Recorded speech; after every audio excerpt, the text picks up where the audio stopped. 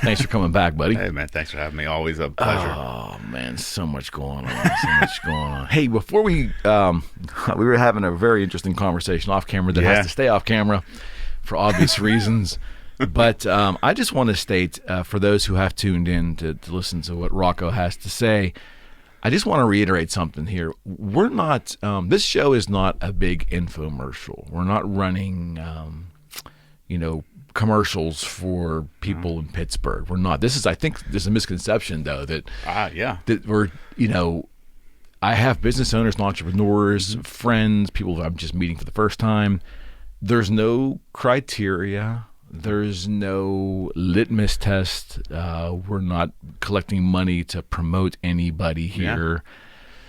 I just want to say that because there's been a couple rumblings that we're only inviting people that have businesses, one business against another business, and it's flattering that people are watching. That's cool, but there's no agenda, and quite frankly, it really is about the conversation. Yeah. And I say that people don't want to listen to that.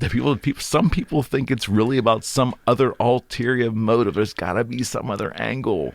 Eric, you're not telling me everything. What's the angle? But that's the problem today, right? Everybody thinks there's an angle to everything. And the fact is, this is purely a show based upon conversations. Like, that's what makes it special. And we were talking about it beforehand. There's an art to what you do. There's an art form to the way you ask questions, the way you steer a conversation. There's no agenda to it. And again, but I think because there's such purity to what you do, people think they're missing something. There's got to be an agenda. How is this happening? Well, I'm missing something. But guess what? Not everybody has an agenda. Sometimes you just, like, people ask me that, like, as a lawyer, like, you don't charge for consultations? I'm like, no. Like, well what's the agenda? I'm like, there isn't. Like, I don't even know if I can help you. Yeah. Like, it's just not how I operate. But people, and I don't blame those people because we've been conditioned to look under every rock, of course, and to investigate. And I'm all for investigating everything. But to your point, we need to, if we're going to investigate, we need to investigate everything. Exactly right. Part of the world right now, we're telling don't ask those questions.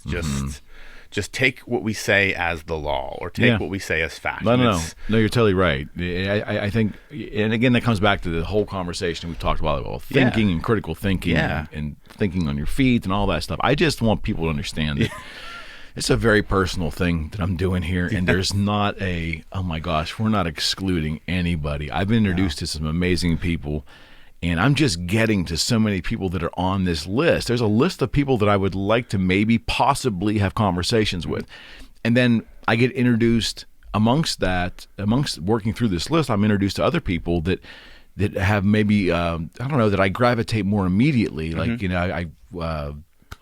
I can just think of Dr. Shannon was on, and she introduced me to a couple of people that once I reached out to them, I was like, wow, I can't wait to talk to both of them. So, I did rearrange schedules to make that happen, but it's not to slight anybody. No. Everybody's looking to be offended by something. And there's nothing to be offended by here. No. Do you see what I mean? Like, there's no angle. And I'm happy for every entrepreneur. If some gal has a great business, awesome. Yeah, right. But really, I need to leave the conversation feeling like selfishly I got something from it. Yeah, of course. Right? Yeah. Not that I was blowing someone's horn for advertisement purposes. I would never want to do that. No, that's not the point of this show. That's not why you started it. That's not why you do it, and that's not what the end goal is. So I haven't done a good enough job getting that message out, though, Rocco. No, I disagree. I think you have. I think there are just some people, like you said, that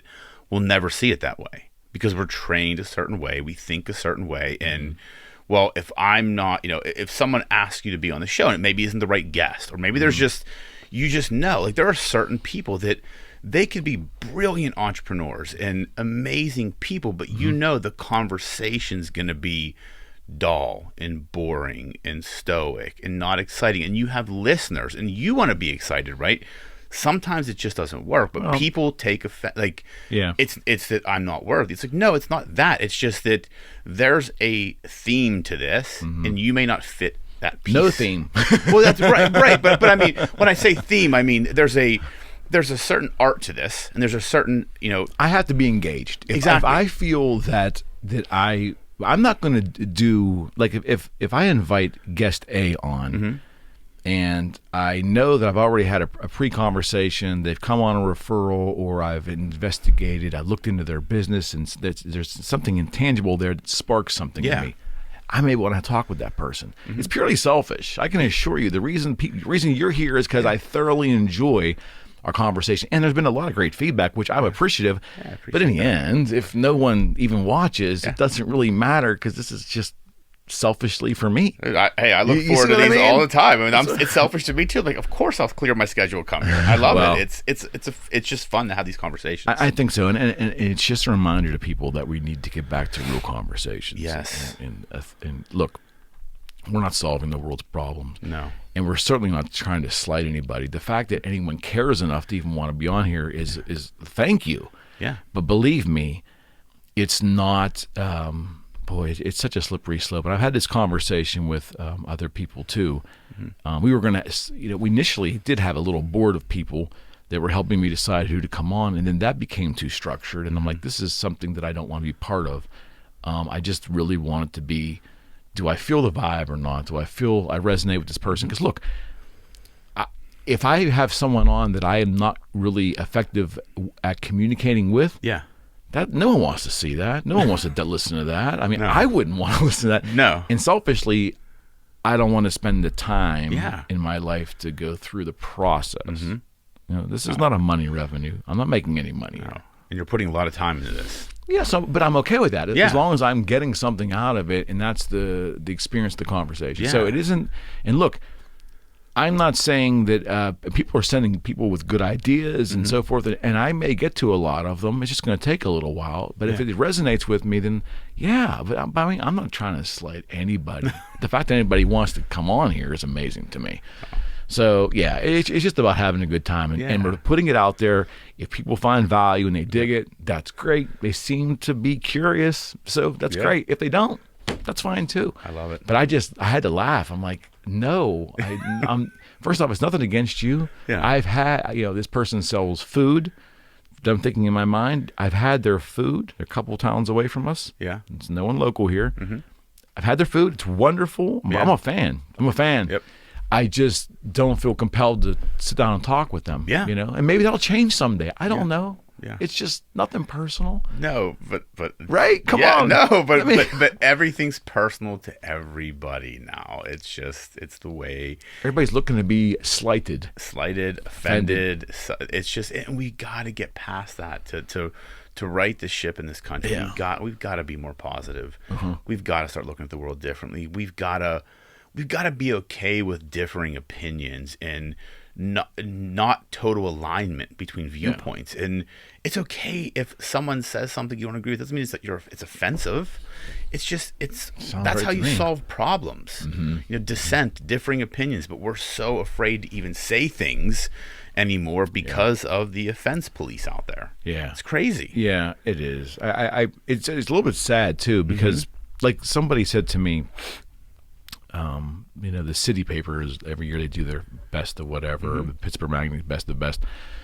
I vote for people that I think are doing astounding stuff. But someone said, well, wouldn't it be nice if the podcast would do this or be involved in this? I'm like, no, I'm not interested in any of that stuff, man. That's just me, because it's not my vocation. If it was my vocation, you could damn well better believe. That I'd be out there doing all I could to brand, of course, and to monetize and run it as a business. It's not what we're doing. No, but why is that hard for people to? Because people to get because I believe so. Take you, right? Your vocation is that of a real estate agent. That's where you make your money. That's your profession. Right. This is a love and a passion, right? This is something you love to do. It's a passion. I think so. It's not for the money. You get to have great conversations with cool people. And document it. Exactly. Even for myself, so I can go back and listen to them again. It's like a lifelong journal. It really is. Exactly right. But people, I think we're at a point in the world where people have lost passion. So, what do you mean? Like, there's one that a couple things, right? There's so much negativity in the world that people, I think, when they get excited about something, they don't know how to feel excited anymore. Okay. Because we've just been through all this shit. Right. Two, I think people have lost that lust for life. in seeing someone like you that you're not doing this for money. You're not doing this to make money or as a business. You're just doing because you absolutely love it. Right. And when someone looks at that and doesn't have that feeling about anything, there's a huge disconnect. That's sad. It is. It really is. And I think a lot of people are like that. And even business owners, right? And I find myself sometimes, I get so involved in what I'm doing that I forget the shit I actually love to do. I'm just fortunate enough that I actually love what I do for a living, so I don't feel that way so much. But I think a lot of people, to use your example, when they see you in this piece of you that's just this passion project, but it's amazing, they're like, well, I don't get it. Like, why? Like, there's got to be something else to it. There's got to be, you got to be doing, it's got to be for money, something, because they don't have that, and they feel like if they don't, you shouldn't either. It's a shame. It is. It's a goofy way to live. But it's how people are living. It's how a lot of people are living these days. We're looking for the negative. And I always say, look, if you want to see good in the world, you'll see good. If you want to see evil, you'll see evil. Right. It's the choice of perspective. And people are just choosing the dark, the negative, the evil. I feel like on a large scale these days, and it's scary. Is it because it's easier? Do you think it's actually easier to be negative than positive? Or are we just trained to do that? Misery loves company, right? Okay. So let's start there. I think to be positive, it takes effort, right? I mean, it's easy to get out of bed and just be pissed off. And just like I'm tired, I'm hungry, I'm angry, I got to go to work. I was Rocco this morning. I was good this morning. I woke up good. 4:15 in the morning.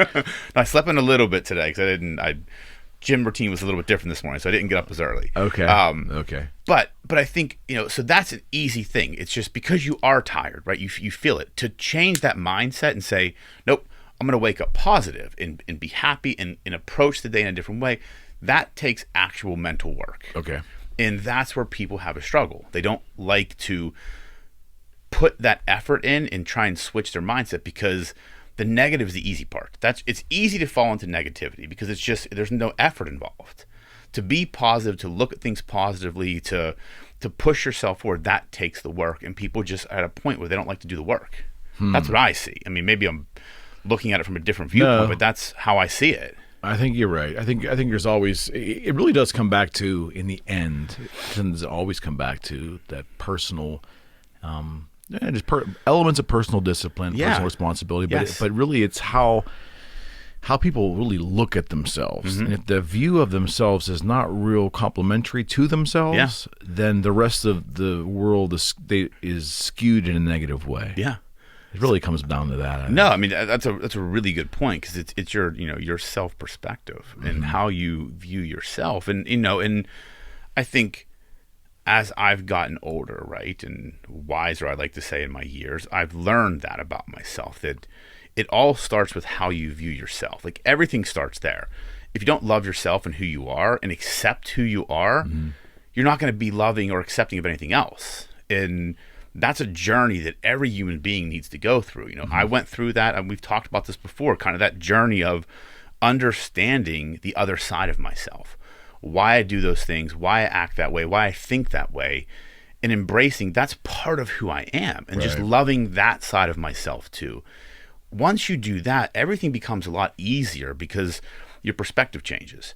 But people, I think, to your point, they don't take that time of self-reflection to really understand themselves and fall in love with themselves, because they're getting love and happiness externally when it really comes from within. Okay. And I think people are always looking for external validation, external feelings, but to really live a good life, I believe, and to be happy, it comes from within. It doesn't matter all the shit around you. If you're not happy in here, nothing else really matters, but that's hard to do. I just posted on social media another Epictetus quote yesterday. I know. It's just his whole story. I mean, philosophy is amazing. Yeah. The whole story of Epictetus is because he came as a pauper. He came from nothing. Yep.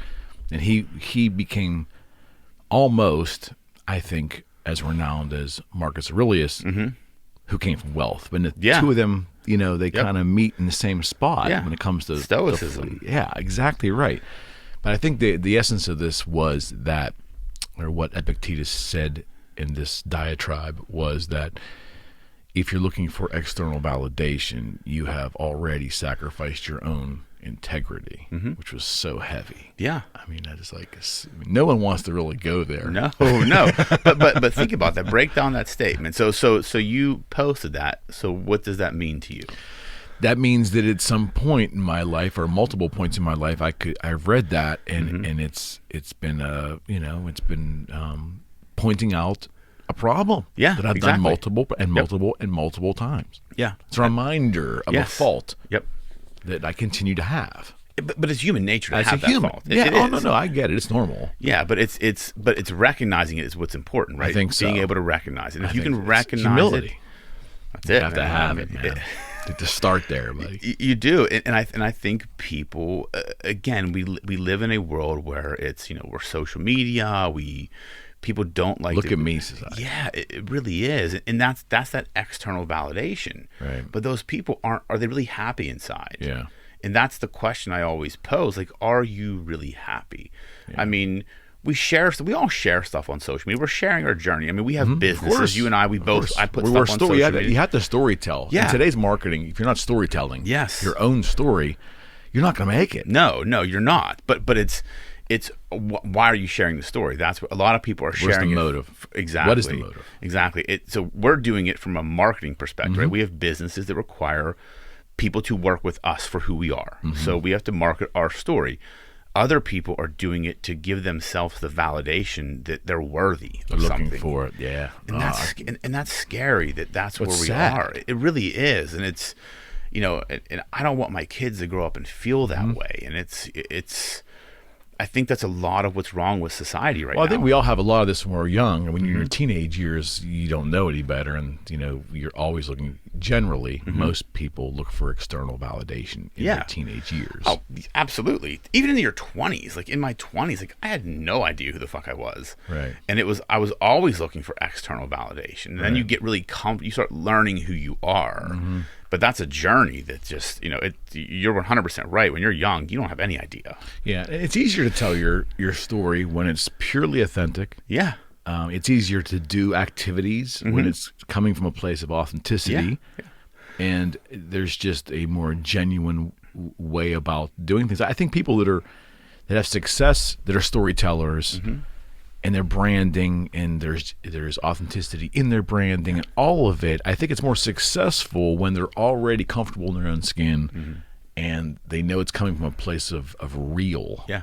You know? And if you don't have that place of real and you're looking for others to buy into either the charade you're putting on or give you pity, looking for that validation coming from somewhere, it's never going to be fulfilling. No. Not financially, but even emotionally. No, and that's where I think that's where that disconnect is with people. I think they don't understand, especially when you're younger. That's a hard concept to get, right? That, because you feel like if people are looking at me and they're like, "Oh, you're great," like that's the validation they need. They're not realizing what's really going on inside. Could you imagine if we would have had Instagram when we were that age? I mean, like, because it was already. I don't know that I'd be a lawyer anymore. Well, we've done some stupid shit. Yeah. Well, I mean, the validation part of it, like we didn't have to worry about likes or how many views things got to validate our existence. We were worried about if the girl down the street might notice us, or a couple of friends and that clique of friends might accept us. If that was the worst of our. We look back on it now. Yeah. Back then it was a big deal, but look back on it now, it was pretty easy compared to what kids are probably going through today. I mean, I couldn't imagine being a kid today because, like, growing up, right? We didn't have the modes of communication we have now. Right. You didn't have that. Like, you had your circle of friends, and you had, very little. Like when I grew up, I mean, I got my first cell phone when I went to college, and it was like, you better only use this after 9 o'clock and for an emergency. And it was, it was the size of a brick, and I couldn't leave it anywhere because it was so big. But I remember it was like 9 p.m. to 9 a.m. It was free during the day. It was like $1,000 a minute. It's like, don't use this. But peak and off peak time. Yeah, but when I think about that, my daughter, she's 11. She has a cell phone. We can always get in touch with her. Right. I'm thinking, like, did my parents just not give a shit? But it's like it was a different world, right? Oh yeah, dude. Like, when they we gave would you go the out, keys, yeah. Like think about it. When your parents saw you drive off with that car, yeah. There was really, I mean, if you had a cell phone, and back even archaically, they could tell. I had nothing. They gave me the keys to they were just hoping I came back by That's evening. Exactly. I've had the discussion with my mom. It's just like where I went, they had no idea. Yeah, and I mean, she would always tell these stories. 'Cause, I hung out with all friends, and if we'd go out drinking, she'd like come in Saturday morning and not know how many guys were in my room. Like they would all crash at my house. So cause my bedroom was on the first floor of our house, so it was easy to sneak in, hammered, and everybody would just pass out there. And she's like, I come in there on a Saturday morning, there'd be like 6 guys laying on the floor. I never knew who was going to be there, but she trusted me enough to know that I wasn't going to do something stupid, and I would get home. But I couldn't imagine as a parent now, like my son's 19, he's in college, and he's a different world. Right. But I couldn't imagine not being able to just get, like, if he goes somewhere, not being able to just call and say, are you okay? Where are you? Do you need anything? Well, for 25 years, 26 years of society, that's been the norm. Yeah. It's hard to remember back prior. I mean, I kind of remember the rotary phones, call waiting, busy signals. Then when caller ID came, it was like, holy shit, like, who's actually calling you? It was, and just the world has advanced so much. And I couldn't imagine, being a kid today with all the shit they have and just the pressure that's on them. Oh yeah. And that's what's scary. Like that's, that whole negativity and that self-worth, that's just, it's a scary world for kids these days. Do you ever sit and ponder what it was like before 96-ish, the birth of the internet as we know it? Do you ever think back on like what things were like then? That's when I was in high school. And it's funny because so last week, a friend of mine, ex-girlfriend from high school, like we've remained good friends over the years. She actually was in town. We met because her daughter's plays basketball, and we met for a drink. And it was just funny because like talking to her, I hadn't seen her in a while. It brought back like, wow, like the world was so different back then. Right. Like when we hung out, and we were just talking about like stories like of our friends back then, and it's like, wow, like that was so different. Like I wouldn't even recognize that world. Like completely different, and just trying to think like what our thought processes were back then, why we did the things we did, how we made decisions. Because think about it, like right now, if I want to do something, I just go on my phone, figure out what's open, and just do it. Back then, it's like you had to like go somewhere and figure out what you were going to do. It was just a different world. I mean, everything was different. Yeah. How you maneuvered around, if you didn't know where you were going. You had to ask for directions, using a map on a trip. Yeah. I remember looking for payphones was a big thing, trying to find payphones. And they were everywhere, but you would, if you needed a payphone. I remember selling pagers. I had a pager. Yeah. So I remember being in sales with PageNet, and it was right at the birth of the internet, literally, where hadn't really been mainstreamed yet, maybe 95-ish. And being downtown Pittsburgh, having a cell phone, but being responsible to pay the bill wasn't part of my expense package. So I was managing those minutes. And in the steel building, there was a Pittsburgh U.S. Steel building in Pittsburgh. There was lines of in the first floor of the atrium there was lines of payphones. Yeah. Right. I remember waiting to get on a payphone to dial an 800 number to then make free phone calls to clients and next appointments back to the office and dialing codes and calling cards and after a while I'm like, oh my God, if I could just use this damn cell phone in my pocket, but I don't want to pay that 36 cents a minute. Right. It's like, and it's the middle of the day. Yeah. Yep. But payphones were a thing. Oh my God! Yeah, we had one in our fraternity house in college. There was a payphone in there. And, I mean, we had calling cards in college. I mean, that's I graduated college in 99. So by the end of college, like cell phones were more common. But when I first got there, it was like you had a calling card that had your like student access code. So don't give that to anybody. So we'll charge your account for it. We had a payphone in our house. It was just, I remember driving to spring break. Like we had to get a map. Like we literally went to AAA and got a map, and there were 6 of us in a Suburban, and someone's saying they're like, we got to go down this road, and we're going to Florida. We had to follow a map. Like I wouldn't know how to do that right now. Trip ticks. Yeah, that's what it was. That's exactly what it was. Or whatever it was. That's what it was. I wouldn't even know how to do that right now. Like I just put the address in my phone or in the navigation system, hit go, and just follow where we become so reliant on technology. That's scary. It is scary, and for people that were not around in that time, like my son and my daughter will never understand that. It's just they only know the society that they're raised in. Yeah. So, but oftentimes I just remember being in my early 20s and maybe on a Friday night getting the guys and going down the South Side, going partying, and it just things were, I think, simpler. I think they were simpler. Our minds weren't as stressed with the deluge of information constantly being pummeled at us or thrown at us. 100%. And I just think it was easier. Well, and think about it too. And this is, I feel like then we were more engaged in life, right? So when, like, getting together with friends when we were younger, when there wasn't social media and cell phones, you were getting together with friends to be engaged with those friends. Yeah. There's a purpose to it. Now people get together with friends to memorialize the memory on Facebook. That's part of that. That's part of that dynamic, right? It's fascinating. But when you think about it, it's not the true, full intent of that meeting. That's a piece of it, though. And I get it, like you're making memories, but let's take a picture. Let's take another picture. Let's do this. And a lot of the engagement is lost because technology has put itself in the mix. That's where I see a big difference. I remember going out, like when I was in law school with friends, and there wasn't. You were just out to be engaged with your friends. Now it's like when you go out, people are on their phones, they're texting, they're on Facebook, they're checking in, they're doing this, they're doing that, and it's just become the norm in society. But it's created a loss of engagement, is what I feel. I think you're exactly right. I mean, I think people have gotten a little bit disconnected.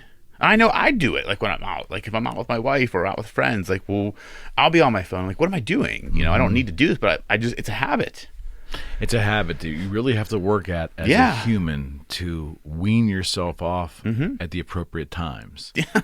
You know, and I think that's hard. It is hard, and it's hard when you're an entrepreneur because you have, or when you're working in realty, it's 24/7. Yeah. So you know, and in my prior podcast that I've had, my 4 Friends series, 2 topics that came up I want to talk to you about. Yeah.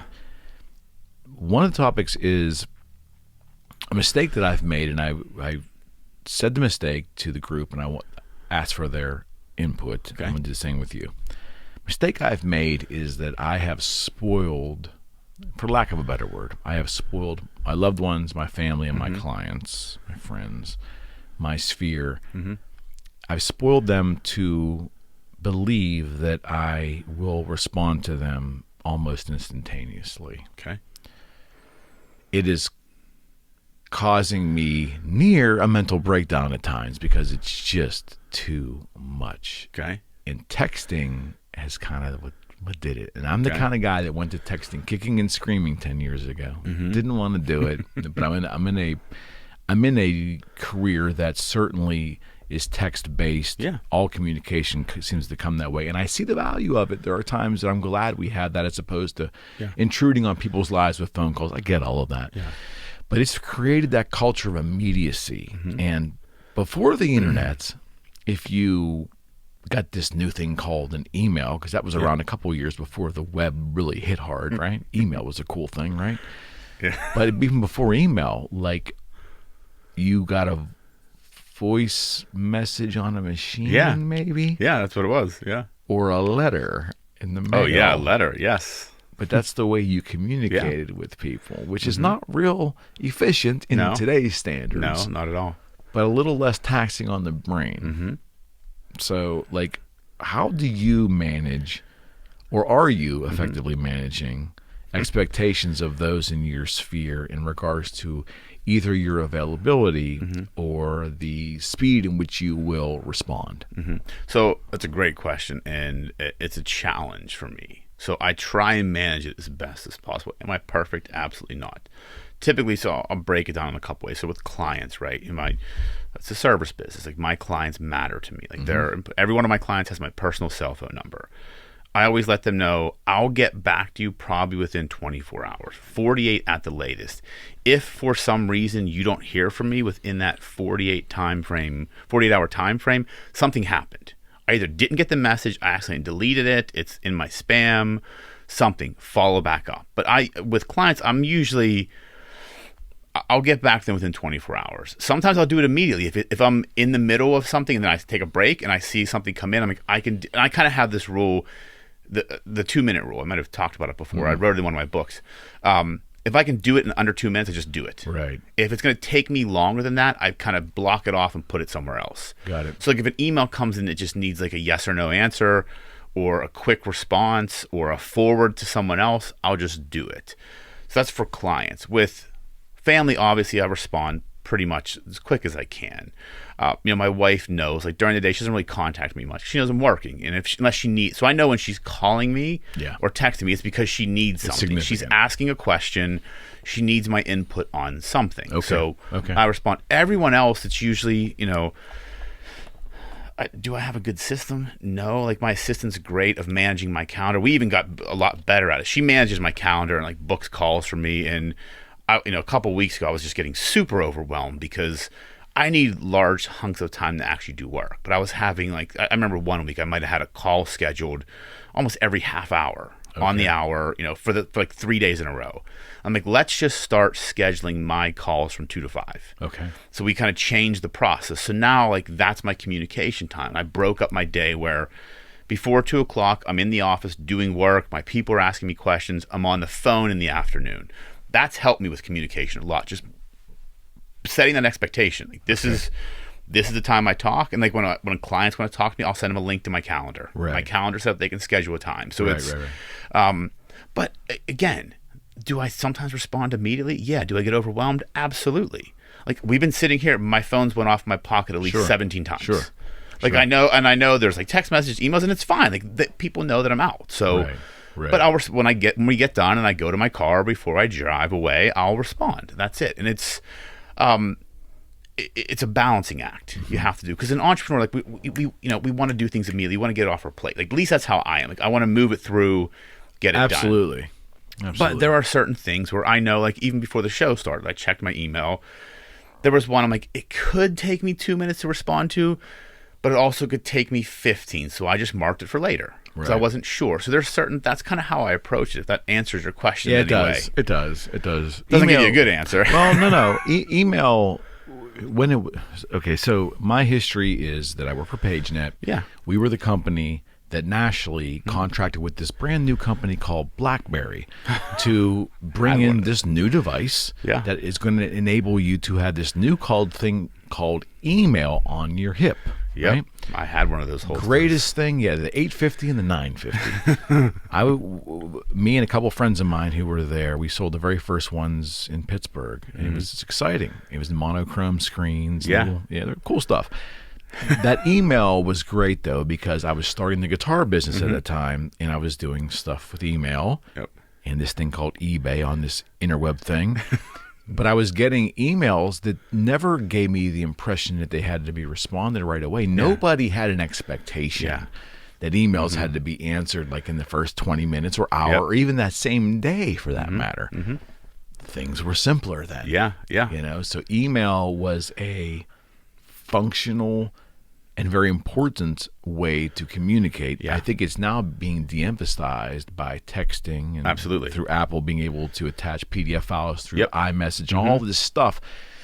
But it's creating way more immediacy than I'm comfortable with. Yeah, and I think that comes down to really setting the expectations, and that's kind of what I do when I talk to clients or people that, like, again, all of my good clients can call me. Anyone can call me anytime. I answer, but the clients I work with on a consistent basis, they know that they only text me or call me if it's really urgent. So I know that if they're calling me or texting me, it's not just to shoot the shit. It's not. It's something they need right now. Right. And as a lawyer, we like things in email, so we have documentation of it. And most people, at least in the circles that I'm in and the people I deal with, they don't expect a response same day. If they get a response same day, like that's. Thanks for responding so fast. Like people say that all the time. Like when I respond the same day, like, oh, thanks for getting this so quickly.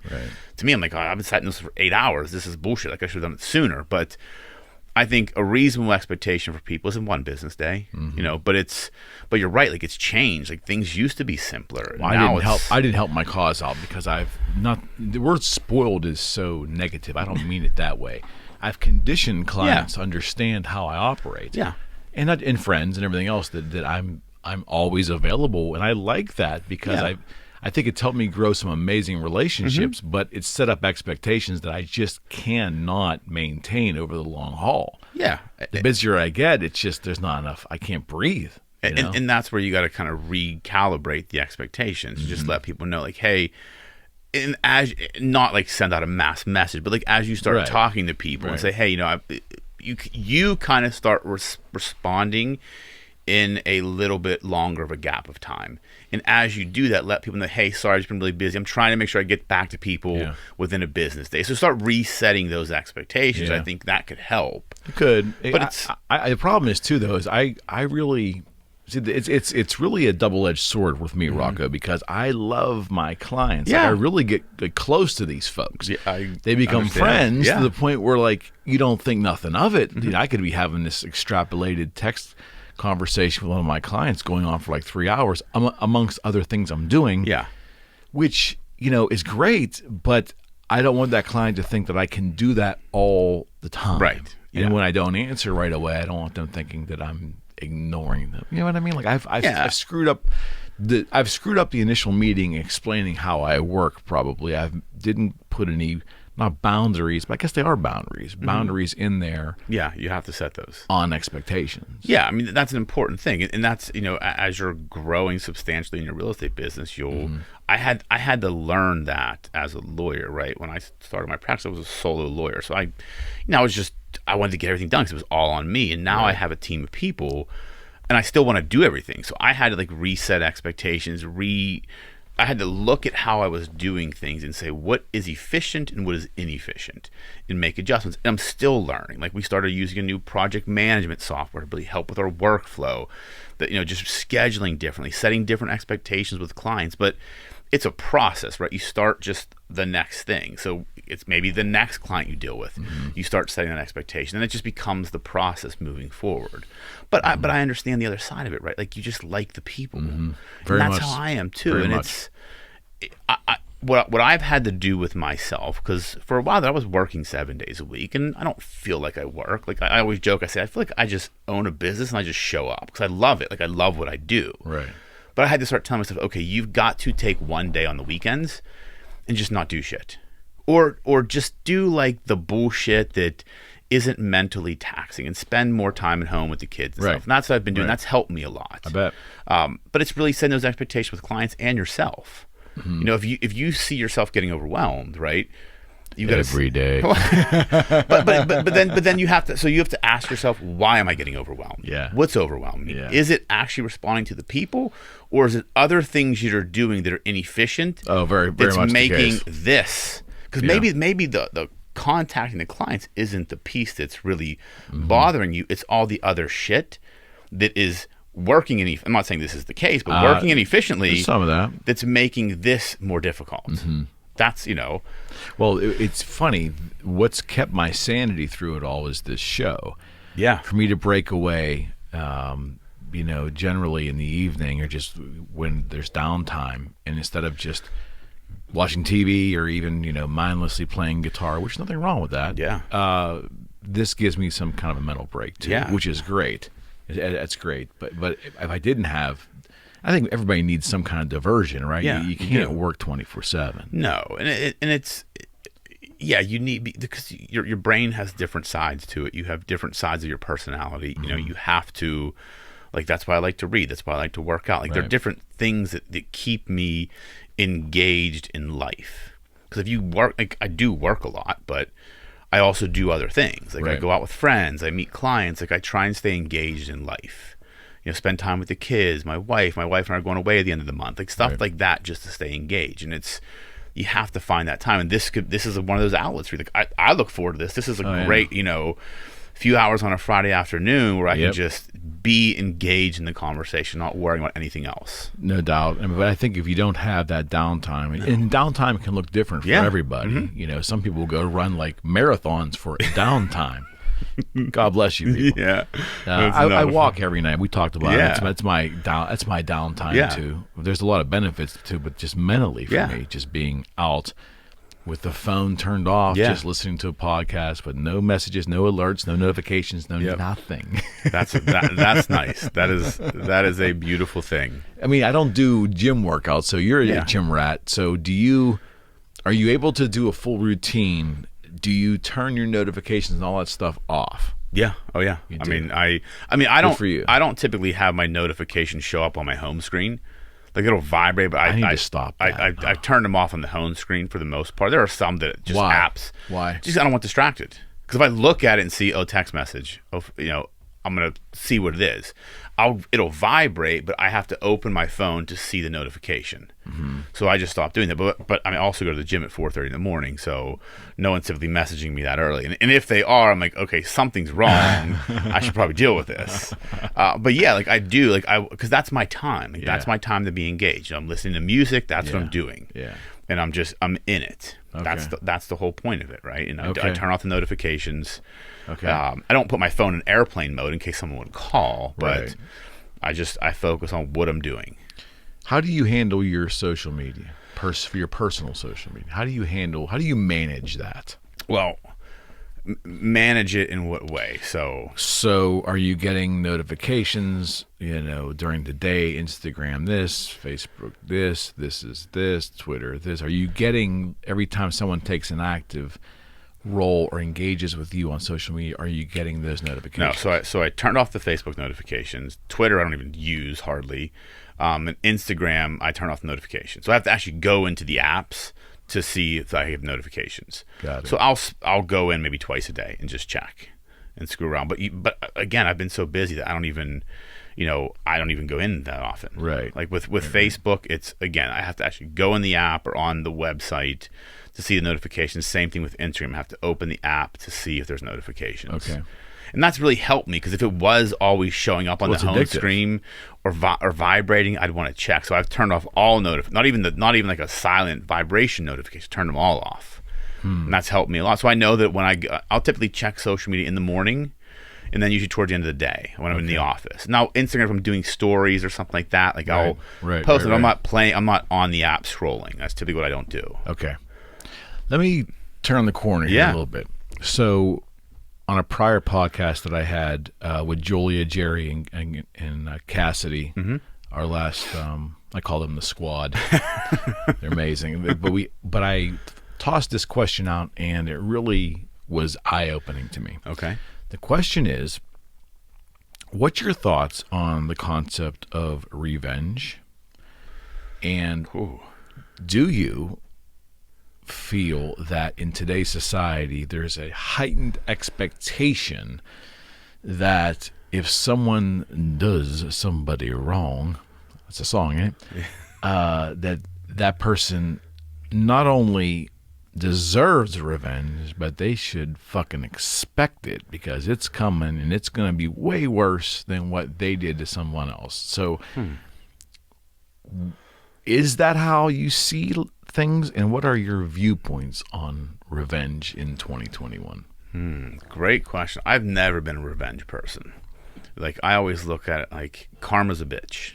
That's kind of my philosophy. If you do something to wrong me, the universe has a way of working itself out. That's kind of how I believe. I don't let that, like, I've never had someone wrong where I'm like, I'm going to fucking destroy you. Like, I'm competitive in life and in business, but not from a standpoint of revenge. And you've always been that way? I've always been that way. Like, I've never, I think I'm just wired differently. Like, I don't let that, because I feel like revenge is a very toxic emotion or toxic thing. And I think it can really destroy a person if you're acting from the place of revenge. It could also be a motivator, right? It can be. I'm not going to say it's not. I don't operate that way. So I don't, like, if you fucked me over in business, I'm not going to try and get you back. I'm just going to try and just be better. Right. Like, that's and maybe that's revenge to some people. To me, it's like, okay, if I'm a lawyer, I have a law firm. If someone tries to wrong my law firm, I'm not going to take revenge on them. I'm going to say, I'm just going to be 10 times better than you at everything now. Right. And that's going to motivate me to just even achieve more success. So you're using their action as motivation. Absolutely. I'm not as a motivation to harm them, but to propel myself. Okay. And I think that, that's always been beneficial to me. Is revenge in the world? Yeah, I believe so. Do I think it's a prevailing thought or emotion? I don't think. But maybe that's just the viewpoint I have. Okay. I see the world differently than different people. I don't. I mean, what are your thoughts? I mean, what do you think about? I'm curious what you think about revenge. I'm just too tired. I mean, I don't. It's draining. Yeah, I think when I was younger, my guard was up all the time. Yeah. Someone was going to either take what I had, attack what I had, or criticize, or really criticize verbally what I had. And I was ready to, quote unquote, defend whatever I was involved with. Yeah. And then that being on guard all the time really started to wear on me, physically, emotionally. And I think this happened maybe the first 4 or 5 years of entrepreneurship, maybe early 2000s. And 9/11 happened, and I remember that was a big shock to me. Wow, things could really be taken away from all of us in a moment. It was very apparent by just watching TV at that time. Wow.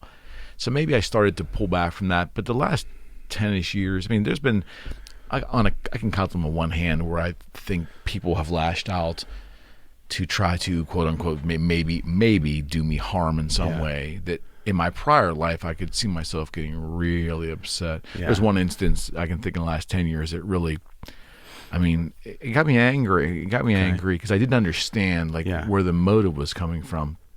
But even that didn't, and there was things I could have done easily to reciprocate. Yeah. I mean, and I don't know if they're diabolical, but there's avenues and pathways I could see wow, if that person's really not thinking it through, because if I was a devious person, I mean, there's 5, 6, or 7 options I had that could really make their life really uncomfortable. Well, I mean, and it's fine. There's one really, I'm not going to talk about, but there's one really bad thing. I felt compelled to do it, though. Yeah, and that's why I was there was one really bad thing that happened to me in my life that just, I could have exacted revenge. I wanted to, but I didn't, and it was just I just moved on with life because you really didn't want to. Right? Yeah, exactly. For a moment, I was furious. I'm like, man, this is going to impact me severely. But I'm like, and karma ended up working itself out. The person on the other side of this ended up living a pretty fucking shitty life. Not that I wish that on anybody, but you kind of reap what you sow. And if you do shitty things to shitty people, you're going to end up living a shitty life. I believe that. Yeah, I think there's a lot to that, and I don't know.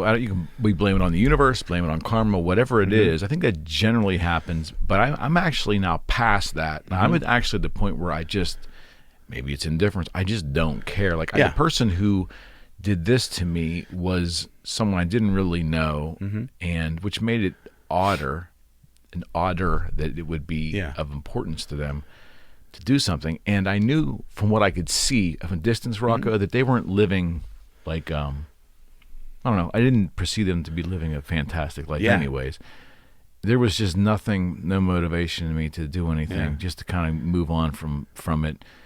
But I don't know if that's a period of growth or a period of old age. I don't know what it is. I think it's growth. It just was I wasn't going to internally let that bother me like it would have happened many decades prior. Yeah, I mean, that's growth. I mean, I used to, you were playing defense, right? That was, and that's when my business shifted. When I went from playing defense to playing offense.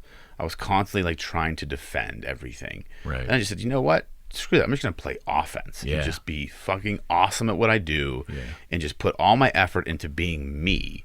And I stopped caring about all the other shit. Yeah. And that's growth, right? That's growth. Because I think, coming from a place of defense, you're protecting. And if someone screws me, I'm going to screw them back. Then when you flip that and say, you know what, I'm not worrying about these distractors because I'm just going to, there's the goal, and I'm just going to charge as fast and as far and as hard as I can to get that goal. Yeah. It just changes your perspective. Then revenge doesn't even come into the picture. Right. Well, you don't have time for it. No, you don't. You don't. I couldn't even think to, if someone's screaming, I couldn't even think to stop and say, well, I'm going to plan and plot revenge. No, I'm just moving on to the next thing. Yeah. It's really a different mindset. It is. And it's not, but see, it's not the sexy thing for today's social media world or the movies we watch and the TV shows. The revenge is part of the plot line in most movies, right? I mean, it's exciting. Yeah, and it doesn't make for good, talk with your buddies around the bar. It doesn't make good coffee conversation. Yeah. It just doesn't. It's not sexy. No, but it's better for the human who is contemplating whether to do it or not. It's better for the human to just get on with their life. Yeah. Turn the other cheek, whatever you want to say. Yeah. To whatever way you can get through it. But do you think we're still in a revenge society? Do you think it's? I think partially. I think there is a large part of society that is still very toxic, and revenge is part of that. That people, I mean, look at the world, right? We're diabolically opposed on so many things, issues, from government to everything in between. Right. So it's like if one person gets one up on someone, well, I've got to get something back. I've got to exact my revenge and do this. Yeah. It's like we can't find that common ground. Really matter? That's what I mean. Like, does it really matter? I always say, like, what when you look at revenge, and maybe this is something that has always helped me, cooler heads prevail. I'm like, okay, well, what's the end result I'm trying to go for, right? Like, what does? Okay, they did something to me. It's over. It's gone. Emotion's gone. The action is gone. The event is over. So now, if I engage in a revenge process, I'm bringing up those emotions again. I'm rehashing the event that caused me that harm or that pain. For what result? Like, it doesn't benefit me in any way, shape, or form. The only thing it can do is bring me back down to that spot. Yeah. There's no upside. Right. There's only flat or downside. There's no upside. And that's what people don't look at. Like, when you think of revenge, I mean, if you think the upside is harming someone else, then you have a skewed view of the world. And you've got bigger problems to deal with, in my opinion. But it's going to bring you bigger problems. Because the problem is when you revenge someone. I mean, there's very few times in this world I can imagine that if you extract revenge, that revenge is so heavy and so forceful. The only thing I can think of is possibly killing somebody. Is the only situation where you will extract revenge that there will be no response, because there's always a response. Yeah. It may take years, but if you extract revenge on somebody, they're now motivated again to come back at you. Yeah, right. It's just the way, it's like the volley. It's the volley, right? That's it. And that's a whole nother level of drama and stress and aggravation and looking over your shoulder and all that. Is that the human experience you want as a person? Well, that's the question, right? What is the human experience you want? And I think that's a question people need to ask themselves in general, because that would dictate their actions a lot more. Like, how do you want to experience life? And I think that's something that people don't ever sit down and think through. Like, how do you, like, if you sit there and really, really reflect on, like, how do you want to experience life? Okay. That's going to change the way you operate. If you truly believe, say, I just want to experience a good life. I want to surround myself with awesome people. I want to love my family, love my friends, help people, employ people, and just wake up every day happy. If that's how I choose to experience life, I'm going to operate completely different than if I say, you know what, I'm just pissed off. Like, I think I'm getting screwed at work. I'm not making enough money.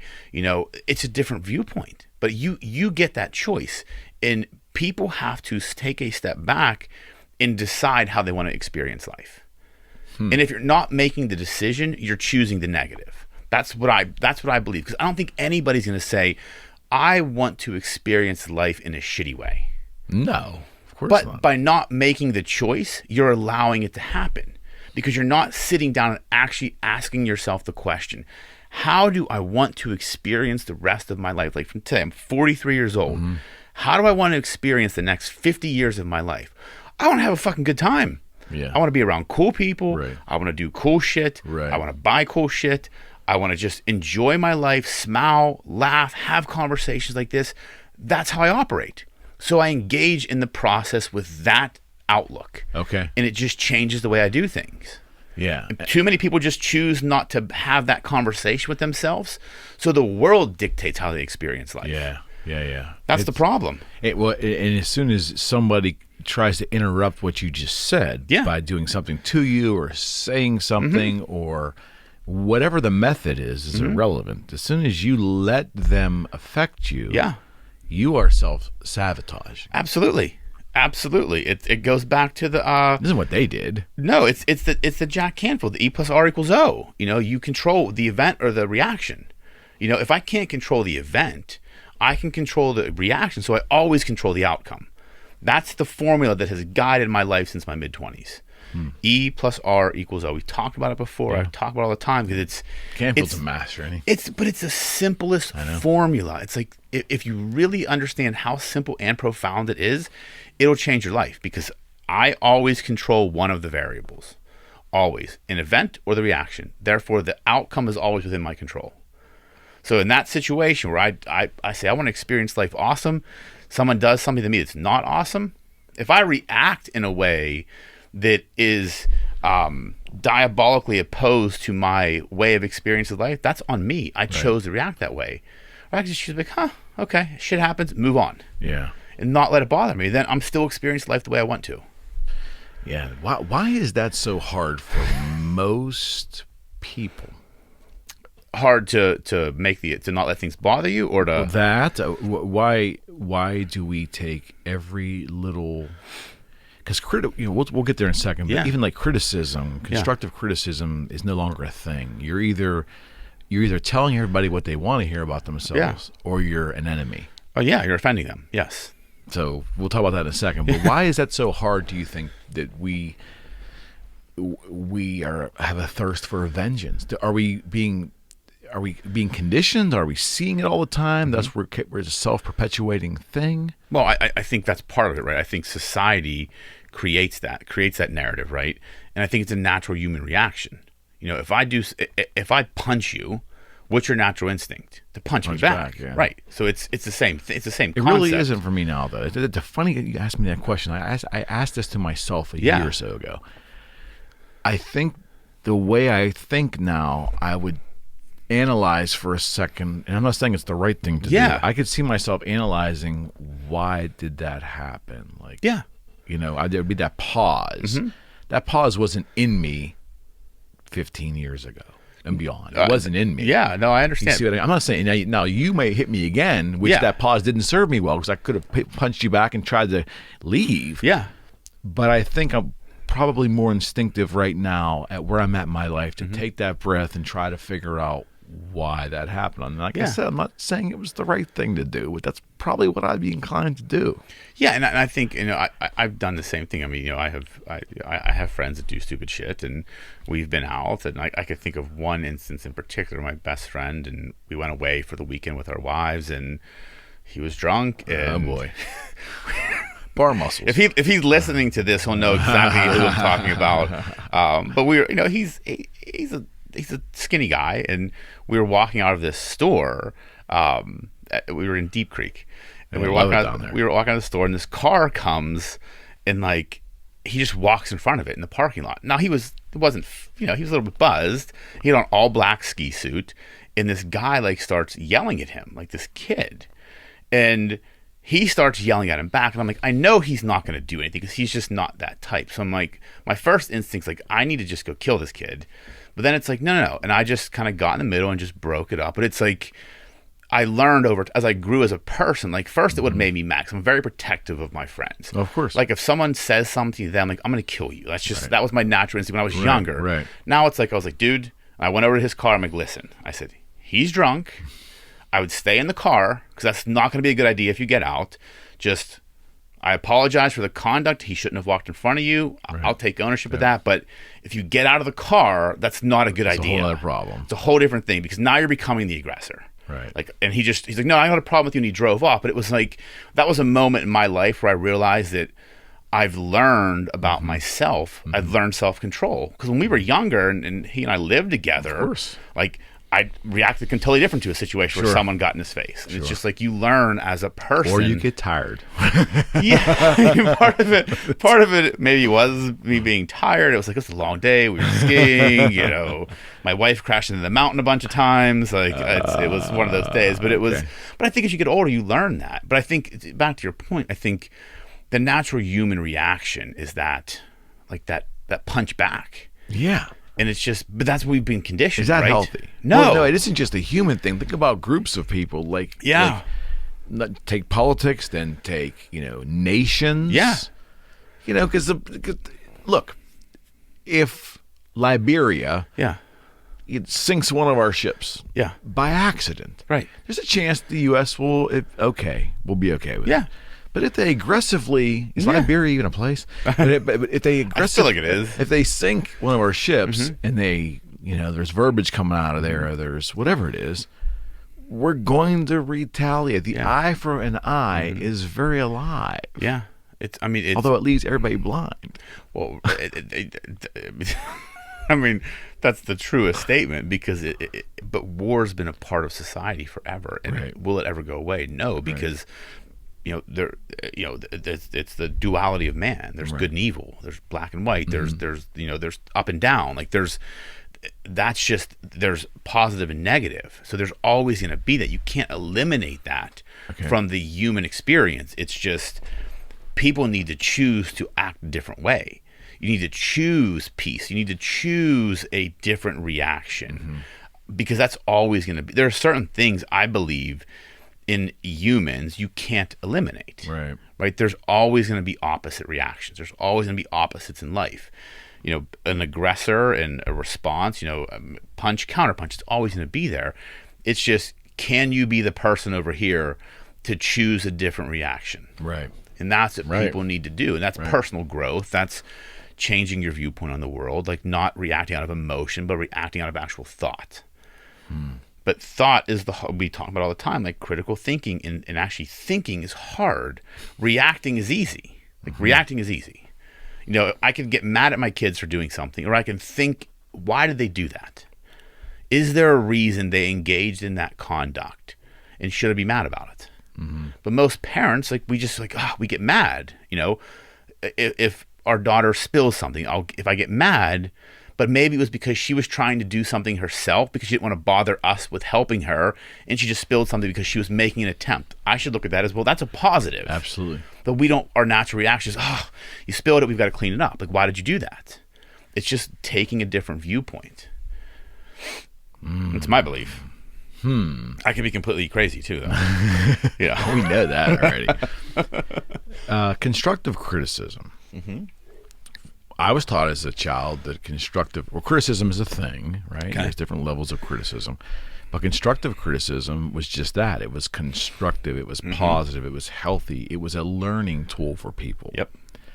It was a thing. Constructive criticism was, at least at some point in my past, it was like a thing. Yeah. I'd like to think that that's still possible today. I just don't see much of that happening. I see attacks or things perceived as attacks. I also see extremely uber-sensitive people from all walks of life that are looking to feel attacked so they can express themselves about it. It really seems to be that constructive criticism either doesn't have a place in society anymore, or we've pushed it out so it does not have any place anymore. Or, in your opinion, does it even exist anymore? I think it should exist. I think it has to exist, but I think we've empowered the victim mentality. That's what I believe. Okay. And I see that, and I'll say it, the younger generation, they're victims. Nothing's their fault. It's just because it was the everybody gets a trophy generation. I'm great. My parents told me so. I'm sorry, that's not how the world works. You have to be great. You just aren't born great. Right. You have to do things. Right. And I think it's that victim. And I actually had this discussion with the business coach at work. We were just talking about some business things, and I said, I identified in myself that I have a problem connecting with people that have that victim mentality. And that's where I see disconnects with certain people I deal with, right? Because I look at the world as, don't be a victim, just fix the problem. Take the criticism, learn from it, and adapt. Where I think there's a segment or a generation right now that if you try and give them constructive criticism, it's offense and they're the victim. Right. And I can't deal with that. I know myself. It really causes this internal turmoil because I don't get it. And my brain can't comprehend how they think that way. Got it. because I've always liked constructive criticism. That's how you get better. Like, I don't know everything, and I want someone to tell me a better way to do something. Like, it's a thing. Like I was drafting something this week, and I gave it to my guy Matt that works for me. I said, hey, can you review this? And he made some markups and made some suggestions. This was great. Like, I wouldn't even have thought to put that stuff in there if I didn't ask for criticism. Well, of course, that's part of the teamwork philosophy, right? But a lot of people don't do that. Like, I chose to do it because I come from that generation. We come from that time where that's what we were taught. I think the younger generation, they have a very hard time with that because they think it's an attack. It comes back to, I truly believe there's an empowering of the victim mentality that's happened in our country. And so people have a hard time when they're told they don't do something right or they can do something better. It's, well, you're offending me. I'm the victim now. It's like, no. Just get fucking better. Yes, this is where I'm so glad personally that I am not in management, that I am not I'm not in corporate. I'm not in corporate America, number one, but number two, I'm not in management of people because I looked at it decades ago as like something that I did not think I wanted to be part of, but now I know for a fact in today's world, trying to manage someone and worry about stepping on their feelings, or impugning on their feelings, or saying something that is going to be perceived to be wrong, although it's not coming from a place of evil, that is not attractive to me at all. No, it's hard. I mean, I manage people. It's luckily I have a good team, and it's, you do. But I do feel there are days, like I think it was 2 days ago, I was just like, I had this moment in my office, and I was talking to my buddy who he owns a law firm as well. I'm like, dude, like I don't like. How the fuck do you do it? Like, there are some days where I'm like, I don't even know what I'm doing. Like, I have to do the work, then I have to manage the people and manage the business. I'm like, I don't know what the fuck I'm doing. But you have those moments, and managing people is hard because my whole goal is I have a vision for my firm. I have a thing I'm trying to create, and it's going to be different, and I want it to be, and I want everybody to be rowing the boat in the same direction. For the most part, we are. Every once in a while, something goes a little sideways, and it throws me off because I'm like, well, how do you not see the same vision I have? And that's the hardest part of managing people, I think, is trying to put yourself in their shoes and look at it from their viewpoint. That's the hardest part for me because I'm just so focused on moving forward, and what I see, and the path is so clear, and that vision I have is so crystal clear. I'm like, how can't you see it? But then I realized that maybe I'm not articulating it the right way to them. Maybe I'm not. Maybe they don't see what I see. And I got to try to change that. I get it. That's the hard part about managing people, I believe, because to build an effective team, to build an effective company, everybody has to see the same thing. Right. They have to see where you're going, and if they don't, you're gonna not get there that efficiently. The tenets of great management are still there, right? Yeah. It's just that we're maneuvering them in a different group of people now. And how those people interact in society is just different than generations prior. Yeah, it's a lot different. I mean, it really is. I mean, it's just the world has, even in the past 3 years, I feel like the world has changed so much, and it's a constant adaptation to what's going on because you not only are you trying to manage you have these tenets of management, like you said, that there are certain principles you follow, right? And you try and do it within a culture of an organization. But you also have to take into consideration the external culture of each one of those people make up part of this internal culture. Okay. That wasn't so much happening in the past, right? People were just this was the work culture, and the home culture was separate. Life was separate. They didn't mix. Now, like, everything's so intertwined. Right. So I can create this culture, but I also have to understand, it's kind of like the Venn diagram, right? There's this person has this culture, this person has this culture, and they all kind of mesh together to make one culture. So you're managing all of that, still trying to use the same principles, which makes it more of a challenge. So I do feel like over the next 5 years, we'll start seeing some principles of management change. Because it has to, because the world's different. The world's different. The way people interact are different. The workforce is different. It's managing remote workers compared to in-person workers. Right. Totally different thing. So I think there's going to be a lot of shift coming up. Yeah, that's going to really be interesting on the business front. Yeah. In terms of the way organizations not only are structured, but where the employees are. Yeah. how do you possibly manage a workforce now that is 100% or maybe 80% to 100% remote? Yeah.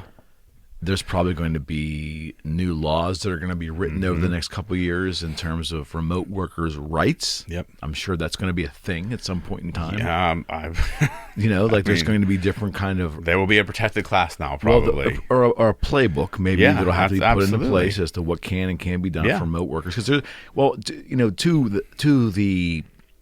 to err on the side of the worker, there probably are questions about privacy and what an employer can expect to know about, an employer has an expectation that they get so many hours out of an employee, I would assume.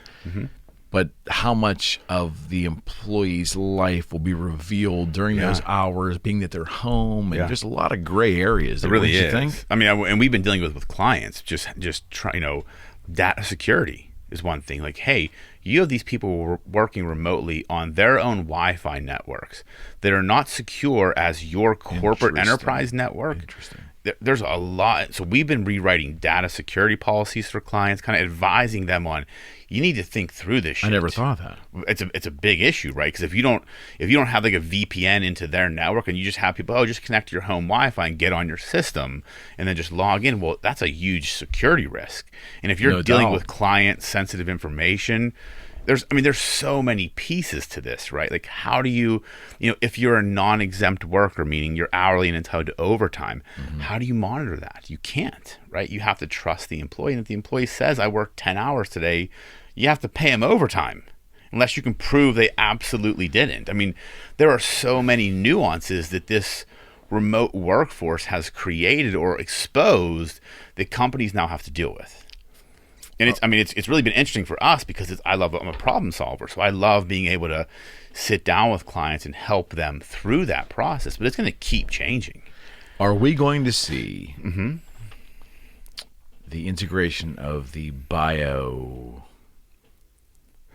what word am I searching for? The biomedical markers that people are afraid of in terms of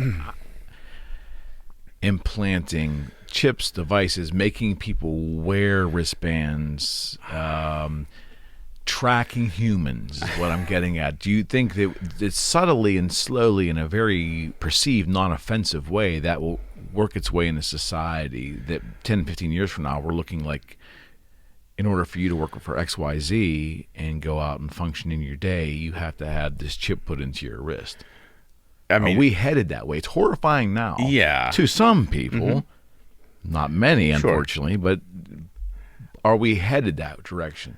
Putting leashes on people. I saw it years ago when I have a friend of mine who works in the copier business. The copier repair forces were always out on their own, and they would call with payphones and check in and things like that, where they are and working in the city and so forth. But now they have the devices that check the mileage, and they know where they are and what time they should be there and how long they were on the job site. All that Big Brother stuff crept in, and they pushed back. But truckers have that now, right? Over the road, truckers can no longer keep two logbooks like they used to. The real logbook and the fake logbook in case they're stopped. So that all kind of worked its way in. But I mean the human, not so much the vehicles now. The human. Will the human be tethered by some kind of leash system? We already are. It's our cell phone. When you think about it, our cell phone tracks everything we do. Okay. Do I think we'll have implants? I don't think so. I mean, is it a possibility? I mean, medical technology is advancing. I could see, and this is, not talking from a conspiracy theory standpoint, but just from a medical standpoint, right? That they implant something in your wrist that has all of your medical history. So God forbid you're in an accident, they can scan it and they know exactly, I'm allergic to penicillin. That's actually very positive. Well, that is. There are certain things I think could really change the world. But from a criminal record. Well, yeah, everything. Your social media profile, your Tinder profile, all that's on there. You could do all of that. You meet a day at the bar and you scan each other's wrists first. Okay, you check out. All right. It's exactly right. But from a tracking standpoint, we're already getting tracked, right? Unless you turn off all of your change. It's not bio yet, though. It's not like part of your body. It's not. Yet. But my Apple phones connect to my Apple Watch. when I work out, what I eat, it's all tracked. It measures my heart rate. It's well, already... You choose that stuff. Right. I mean, I do, but I have to affirmatively tell them, no, I don't want to do that. Got it. So there's a lot of things that's already tracking. I just got to tell them not to. But to me, it's like, do I care that much? Yeah, it's not worth worrying about. No, it's not, because do I want to go live off the grid? No. Like, I like the grid. I like the phone. I like the grid. But I mean, think about that's the theme for the show. I like the grid. I like the fact that when I go on Facebook and see something that was interesting, and then I forgot about it, and then 2 days later it shows me, I'm like, oh, that's what I was looking at. I couldn't remember what it was. Cool, I'm going to buy that. And then Amazon tells me, you should definitely buy this because some other people bought that too. I'm like, great idea. Sucker. I'm a sucker. Yes. I mean, everything. I mean, we have a coffee machine in our office that I only bought, which is broken. I have to buy a new one because Amazon said, I think you'll like this. I'm like, I need an espresso machine in the office. I will definitely like this. And now it's broke and we can't figure it out. So I'm just going to order a new one. So Amazon got two of them out of me. But that's really what's happening, right? And there are people that are just so against it. And that's your right. That's the great thing about America. It's your right to choose. Yes. Do I think 10 years from now we're going to have these implants? I don't think so. I mean, we thought we were going to have flying cars in 2020. I mean, I don't see any cars flying in Coriopolis right now. The Jetsons said we'd have that by the year 2000, right? What happened to that shit? I mean, if anyone's going to do it, Elon Musk was, and he hasn't done it yet. A flying car would be so awesome, though. Think about that. I mean, I could see a lot of legal problems. Oh, my God. I don't even know where to start. Like, people don't even register drones right now. I know, but if you could actually get out and go straight up and then just, like, position it and just fly to wherever, maybe 100 feet off the ground and just fly to where you want to go. I'm afraid of heights, so I'd definitely shit my pants. But I think I could handle that, though. If it was all automated. I mean, if it was automated, or if there was a pilot in the car with me, like, cool. But if I'm flying a plane myself, I'm not sure I'd be cool with that. You don't think that's coming? I mean, maybe. I mean, look, anything's possible. I mean, think about, I remember writing papers, looking at encyclopedias, and now I can literally go on Google and get a paper done for me. So the world has changed. I mean, the world has changed completely. Every junior and senior high school student, you don't know how easy you have it now that some guy in India is writing your term papers. And don't lie, you know you're doing it. Like when my son writes a paper, I'm like, man, like I remember going to the library in college. Your son's not writing a paper. Do you mean the one he hired the guy in Zimbabwe to actually write for him? He sent me the essays he wrote, and I read them and edited them, and he actually wrote one of his speeches about me in this club, which was really cool. But they do work. But I remember like going to the library and pulling out books. It's the worst. And writing down the references. But was it the worst? There was something to that. I love books. There was something to the learning experience, the process. Yeah. That I think was healthy. Oh, it was. It felt, it was definitive. If you did it. Yeah, exactly. I loved it. It was an accomplishment. Yes. Like I liked going to the library, saying, I'm going to go here for 5 hours and write this paper. And then at the end, having a finished product. It was like, wow, like that was an accomplishment. Now, as opposed to like watching 4 seasons of Desperate Housewives on Netflix, right? That's an accomplishment. No, exactly. It's a pandemic accomplishment. Right. Yes, exactly. But that's the thing. So think about, and that was, I graduated college in 99, so it was 22 years ago. Right. The world has changed so drastically since then. I still don't think, when they say, oh, the vaccine's going to be chip and no, I don't. Do I think that? No. I really don't. Do I think it's possible to yeah, anything's possible. I mean, anything's possible. I think there's a lot of privacy concerns if employers would start requiring people to get implants to have. There's HIPAA. There's all these privacy laws now that would impact that. So I don't know.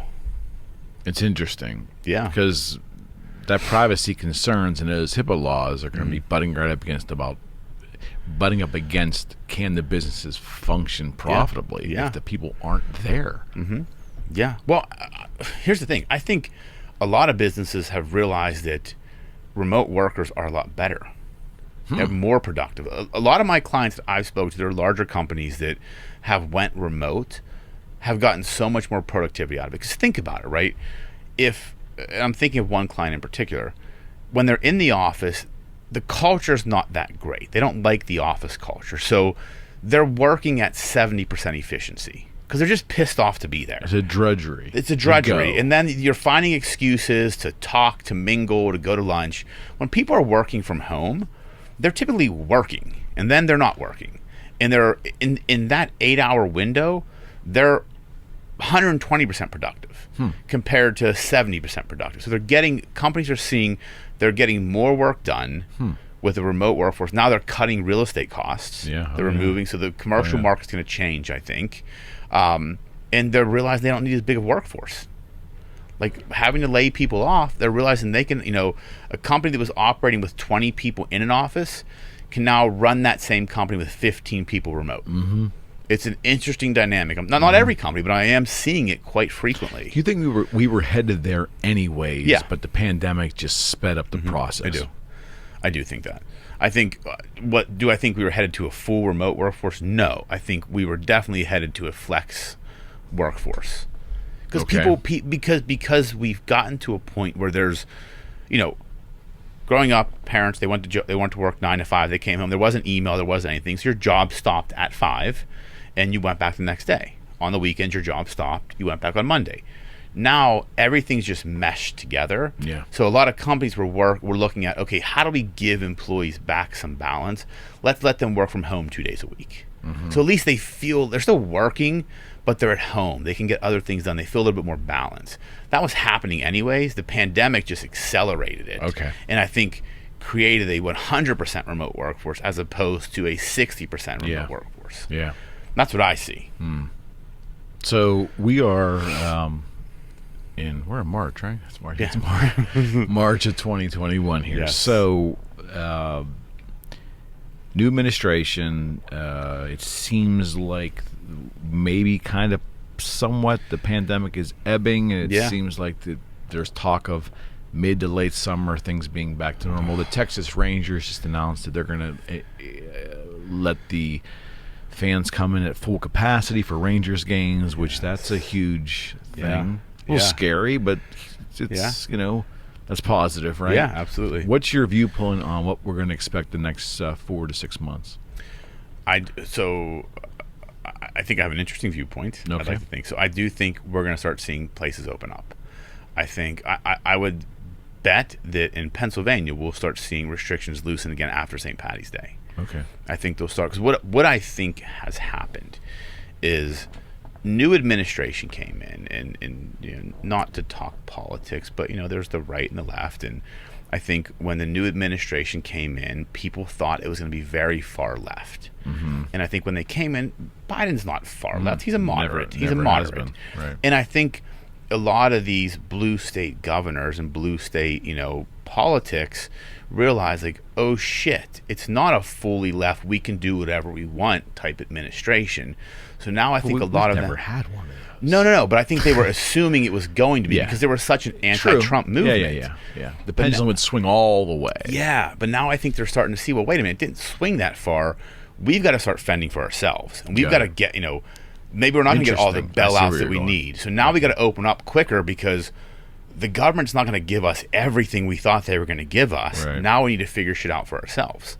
Like the fact that PA is talking about taxing or tolling 79 bridge, like they're just doing crazy shit. But I think it's been a year. Let's be honest, it's been a year. I think people have done their part. We've all struggled with this pandemic. And science has done their part. I mean, it's amazing. We had it's unbelievable. Absolutely. The minds that are in our science community is unbelievable. 100%. But that's the thing. When you push people to task, they tend to get it done. And that's the advancement of science. So, when people talk about all the vaccine wasn't rushed. It was just there was an end date when it had to be done by. Like it was like, hey, we need this done now. And red tape was cut. Exactly. So love them or hate them, that was the one thing coming out of the Trump administration where they, whatever warp speed, whatever they called it, we're seeing the results of it now. Absolutely. He's just not there to take his victory lap. You're seeing the results of it. Absolutely. And you wanted that result. You wanted people to get vaccinated. That wanted to get vaccinated. But I think, cases have come way down, right? More people are getting vaccinated. I think at a certain point, there's always going to be that segment of the population that's just, everything's a conspiracy. I think the people that are logically in the middle that have kind of along the way listened, I think they're going to get to a point where it's like, wait a minute, if we keep staying restricted, it doesn't add up with the math and the science, because why are we still doing the same things? Like now the CDC is telling, I read an article that, I can't remember the schools, but they're requiring kids to wear 2 masks. Yeah. Because the CDC... That didn't take off. Well, but it's funny how that got pushed back. But one school district is requiring their kids to do that now. Yeah. Like my daughter comes home every day with a headache from her mask, and I get it. Like I understand that. Like and I feel bad for her, but I think at a certain point that people won't take it anymore. And because I'm even seeing it now, like I'm an observer of people. Right. I've been out quite a bit recently with just clients because people are encouraged to. Right. They want to go out. Right. Everywhere I've been, every restaurant has been packed with people. People want to be out. Yeah. People, it's just amazing to me the whole mask thing. Like I try and say, okay, I know why we're doing it, but then I watch people. Okay, they'll put it on, they'll go, they'll touch everything. No one's cleaning that stuff. They're touching the stairwell, the door.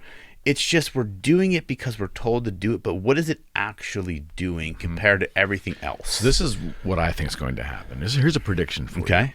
I might be full of it, but I think this is what's going to happen. Okay. I don't think we're going to have another pandemic for a long time. I think it's kind of cyclical, although there is some credence that maybe this one was man-made, out of China. It could be. My point is, there's going to be a lot of studies done on what we did, how we reacted, and were things effective. Yeah, agreed. I think there's going to be studies that are going to come out over the next couple of years that are going to show that masking did very little to really mitigate. Now, I could be wrong, and I don't profess that masking is good or bad. I'm just saying, I'm guessing there's going to be studies that are going to show that maybe it wasn't anything that we did outside of the science of the vaccine and letting it work its way through society. Yeah. Because there's been a lot of people with a lot of paper and a lot of background in medicine that have been against masks from the beginning. Yeah. And they have been drowned out as being uncaring. They've been labeled a bunch of different things. Yeah. And I'm not making a value judgment. I'm just saying you have to listen to all sides to squash out their opinions. Yeah. And what if we come back 4 or 5 years ago and there's a consensus, a real consensus that we as humans with the masks didn't really affect anything. Right. Maybe the social distancing helped a little bit, but the actual mask wearing. So then how do we view that going forward? Like, what do we do as a society going forward, Yeah, I mean, that's a great point. And I think, I always, when it comes to just all of this, right, the mask, social distancing probably work, right? If you stay far away from people, the masking, like I always ask people, because I do my part, like I wear them when I'm supposed to wear them. So do I. But I say, okay, explain to me, like the people that are very like on the mask thing. Okay? You're militant maskers. Yeah, I'm like, okay, well, explain to me Maskinistas. how the moment right, yes. Like when I get to my table at a restaurant, why is it safe for me to take my mask off? Like it's not. That's what I'm saying. But the rule says it is. Why is that safe? Why is it safe for me to wear the mask to the bathroom, but the restaurant does not have to stand there and clean everything I've touched? Like, how is that safe, right? How is it? There's just so many, like... A lot of illogical bullshit. It's a lot of, like, we go to Walmart or Target and no one's standing there cleaning all the racks and everything, the boxes people are touching, but people are wearing masks. Okay, I get that, but there's other things. The virus just doesn't spread by this. You touch things. Like, there's certain things, and it's, the face... Like, I was at a restaurant, I saw people wearing the clear face shields that just like is a chin thing, but it sits out here. I'm like, that's okay, right? But how? If you're telling me I have to wear 2 masks, but now this is okay. How do you breathe? Like I don't get the whole. I guess my thing is, so I'm willing to play ball. Yeah. As an average person, realizing that if this is the signal I need to send out that I care about you, and that's what we have to do, I do it. I do it. It's not a question. I will do it. But I do question, as a functional adult, in the deep portion of my mind, although I may not articulate it in public, I do wonder how effective at all has it worked. I understand the mask itself can work if you're having surgery, and I understand why people use them. Believe me, I do. But has us as citizens wearing them out and about have we really helped each other by wearing them? And I think we're going to have some studies that are going to open some eyes. That's my prediction. There's going to be some studies that are going to open up some eyes. I agree. And I just don't, again, I'm a logical person. I lead with logic. And I was driving to my office this morning, and I just saw a woman walking across the street. There wasn't anybody on the streets, had a huge mask on. Yeah. And I'm thinking, like, I feel bad for our seniors, though, because they're really scared. Yeah, but this one was probably in her 30s. Okay. But I'm thinking to myself, like, I want to understand what they're thinking. Like, are people that do that, did they, I don't know. Like, are you afraid that the virus is in the air? Like, you're not near anybody to spread it. You're not near anybody to get it from someone, but you're literally just walking across a street where no one's, that's where my brain starts going a little bit haywire. So I'm like, I don't understand the logic of it. Like, what is happening? So I don't know if we've talked about this, and if we have, I apologize. So my experience with this is the following. The moment that COVID started and we went into lockdown, and I had all this free time, I just incorporated walking every day into my life. And I decided to do it, Rocco, at night because I wouldn't see anybody. Yeah. Because I went on the Montour Trail a couple of times, and I was not putting a mask on because I was walking by myself. Yeah. But some people had masks on, and I got accosted a couple of times on the trail. Yeah. I said, well, this is probably not for me. I made a decision in the beginning because I'm not walking with anybody, and I'm walking at night in my hometown, and I see outside of people in cars, I see no one on the streets.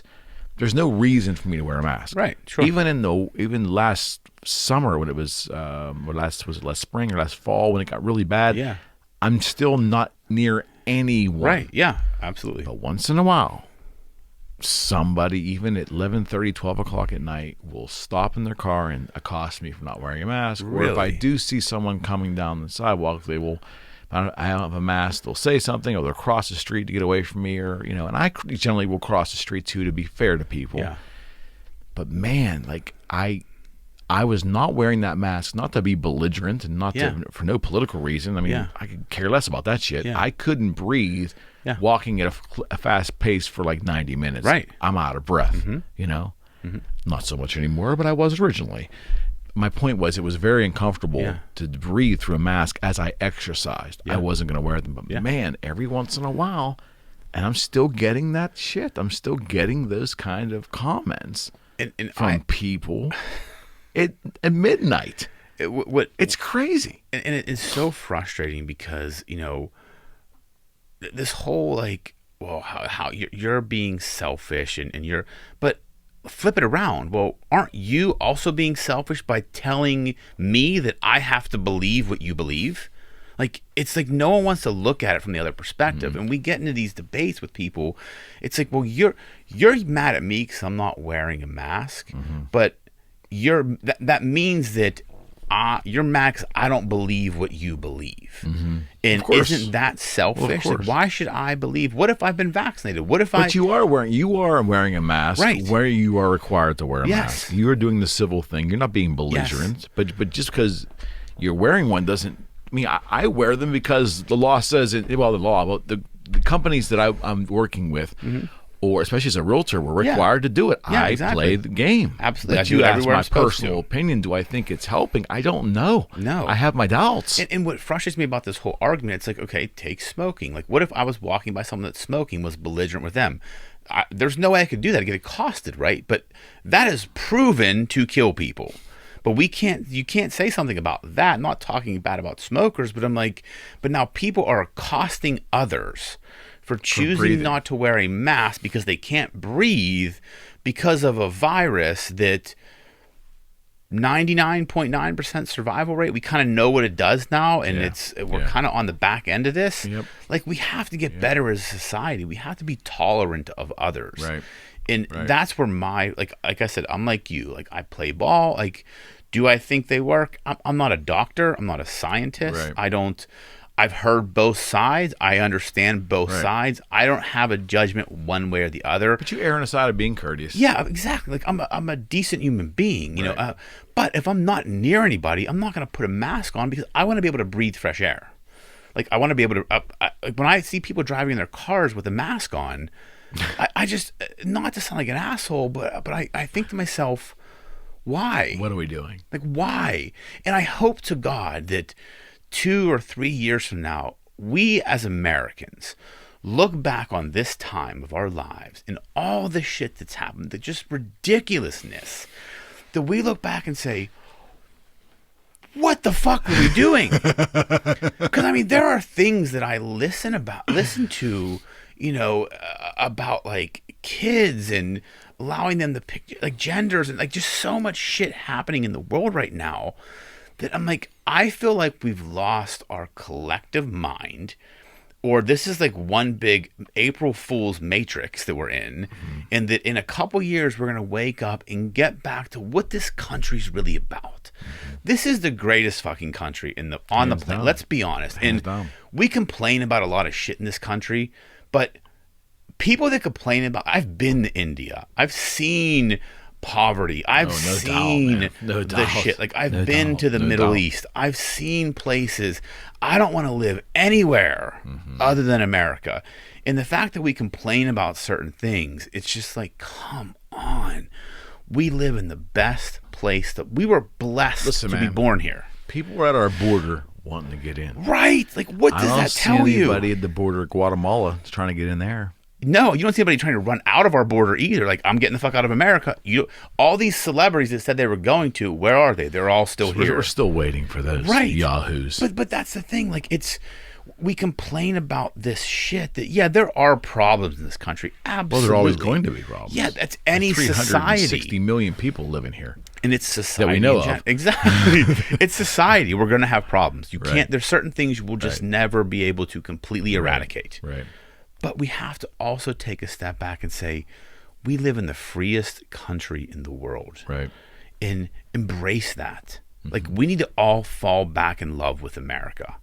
And I think if we do that, regardless of your political affiliation or the side of the fence you sit on or your beliefs, if we all come back and say, this country's fucking great, I think a lot of our problems will start to be solved. That's what I believe, because we've lost the spirit of America. We've lost what makes this country great. We've lost that love of country. Right. And when we get that back, that's when we fix problems. There's always going to be Democrats and Republicans and left and right. And there should be. There should be 2 sides of the story, or 3 sides, or 5 sides. But we all have to have a common belief that where we live is where we want to be, because it's the best there is. Right. And that's what we need to get back to. Well, there's always that fine line of, the spirit of the individual and self-reliance, and then you hope that it gets blended with that is kindness. I think that's what America was, the essence of America. That's what it's supposed to be. We're going to be free. We're going to, it's every man for themselves. Yeah. Theoretically. But for all that to work, you've got to also have enough of those people to have an altruistic view of life, that have kindness, that will help those who really genuinely need the help. Absolutely. Because we can't have pure capitalism, because people will die. Yeah, right. And we can't have pure communism or socialism because people will die. Yep, right? I mean, you've got to have, and I think that's where Bush 2, or maybe it was Bush 1, which of those 2 presidents coined the phrase compassionate conservative. People mocked him. He was Bush 1. But they mocked him, but that was so, the nail right on the freaking head. That's, or a pragmatic liberal. Yeah. You need them both, because that's a nod. It's a conservative with a nod to kindness, with a nod to the center, with a nod to that we're there for you. Yep. It's a liberal with a nod to the center, to a nod to capitalism, to a nod to business, that, hey, we like this America. We just believe, in kindness too. Yeah, exactly. Those people can exist. They must exist. Absolutely. That's what our center must be. And I remember that Bush president being mocked for that or compassionate conservatism, I think that's what it was. That's exactly what that Republican Party needs to be. Yeah. And the Democratic Party needs to be a pragmatic Democratic Party. That's good. That will enable things to work right. Yes. It's so true, and we've lost what government's about in this country. We've lost 1.9 trillion. Right. With a T. Right. I mean, we're just start buying gold and silver. We're just literally printing money.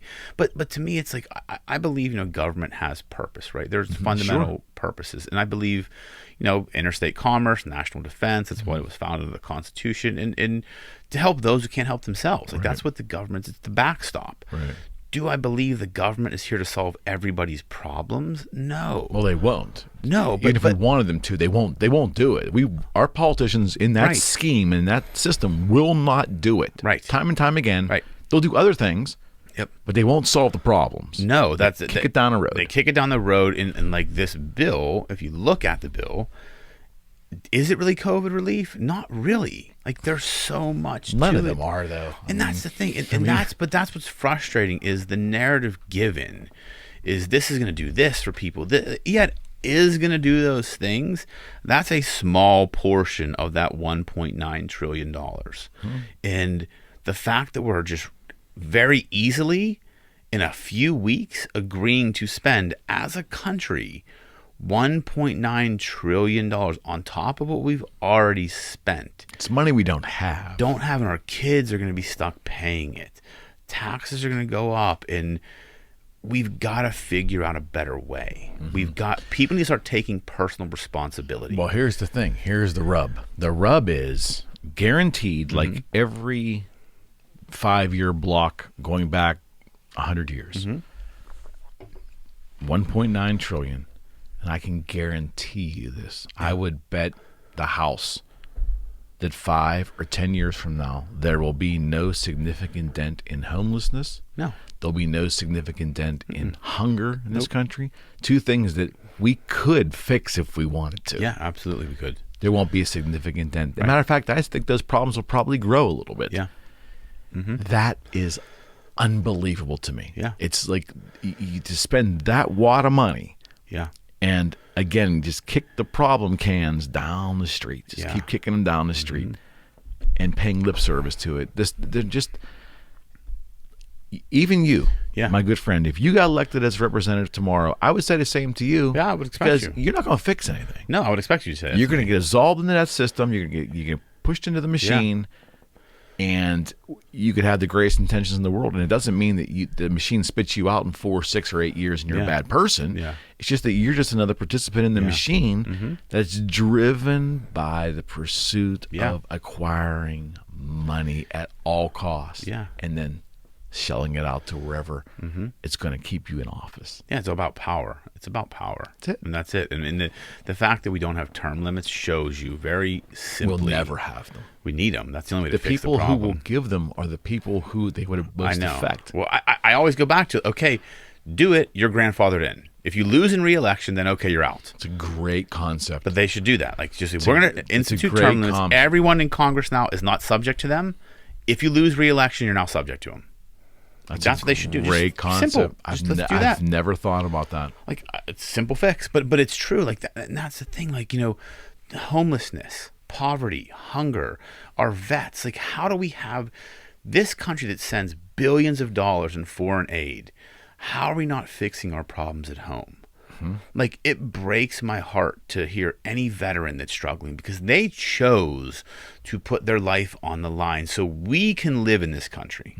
We can be free. And the fact that we're not doing for them before we do for someone else, like, that's just completely baffling to me. What's also baffling to me is and I've said it, Dr. Brock was on recently, I said, I don't have answers, but I will shine a light on problems. Yeah. And I definitely believe that the fact that we are the greatest, most wealthy country in the history of man, I believe this, our economic system and our political system are both big experiments that, for most part, theoretically worked. Yeah.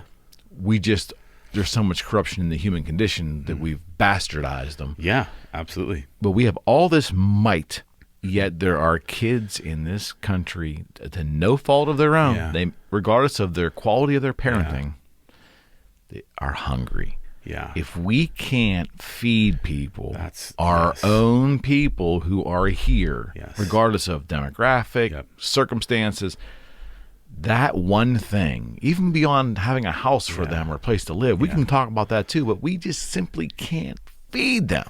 Yeah, that's... Oh, we can feed them. We can. We choose not to feed them. 100% right, man. And that's the thing that breaks my heart. Like kids, you know, I mean, having kids, you just look at that differently. And for any kid to be hungry, I couldn't imagine like my kids being hungry and not being able to feed them, and just the mental anguish that was caused. And we as a country can solve that very easily. We need to put better systems in place. That could be solved in 3 to 4 months done if we really wanted to do it. If any president or any maybe major senator or Pelosi or Schumer or anyone of prominence in our government would put a mission together. I mean, not pay lip service to it. Exactly. I mean, we just spent $1.9 trillion. Yes. We produce all this food, and yet you're going to tell me we can't feed people. We can make a vaccine in a year. We can't feed people. Yep, exactly. We can't feed people. Yeah, right. That's what blows my mind. That how is that the case? We have to beg charities to feed people, Rocco. Wrap that around your head. I know. We beg charities to feed people, and there's not enough charity to get it done, logistically or whatever. Yep. Come on. Well, Come on. No, listen, I completely agree, and it's the biggest problem in this country, and how that should. I believe we need to solve our problems in this country first before we solve any other countries. Do we need to be the world's policeman? Maybe, maybe not. But do we need to send all this nation building? Yeah. Do we need to send all this foreign aid when we're not taking care of the people that live within our borders?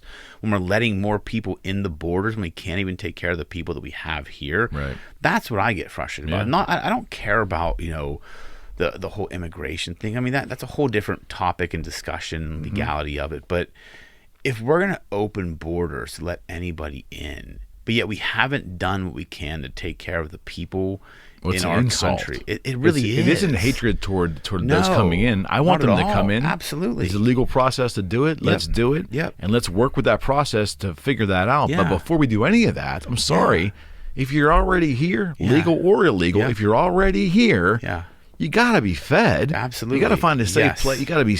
We have to enable you to be here safely as well. Absolutely. And that's I don't get it, and it's we just piss away money as a government on pork projects for certain congressional districts, and if you look at what was in this legislation, it's completely insane. They don't care. I mean, like the people voting for it or against it, really. I mean, if the circumstance was flipped, and let's say there was a conservative president and a conservative Congress, there still would be this kind of bill. Absolutely. It would be smaller, probably, maybe, but there still would be elements of pork in there. Absolutely, it would just be, and you'd have the Democrats complaining about it because it's all the same machine. Exactly. Doesn't matter who.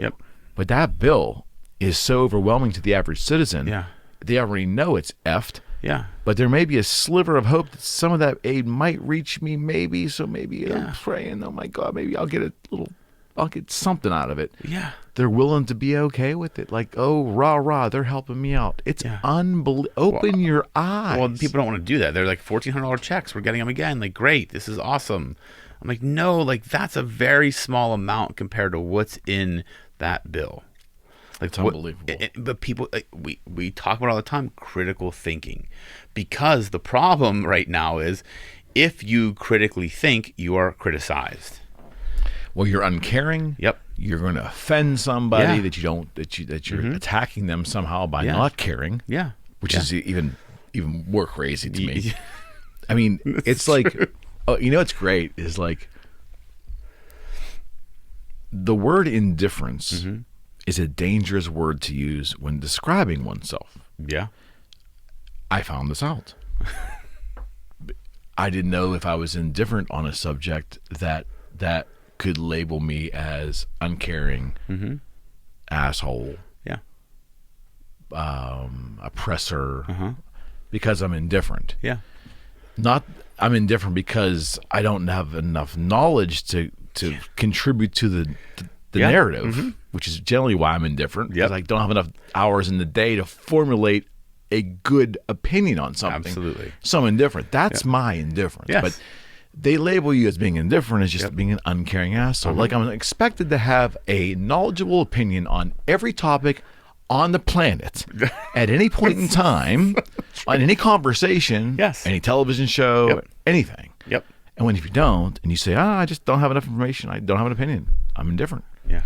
That's fucking bad. That's exactly right. It's you What hit the nail on the head. parallel universe am I living in where I get accosted for being those terrible things they label me because I just don't have enough information to formulate an opinion? And it's because you don't agree with the opinion they formulated.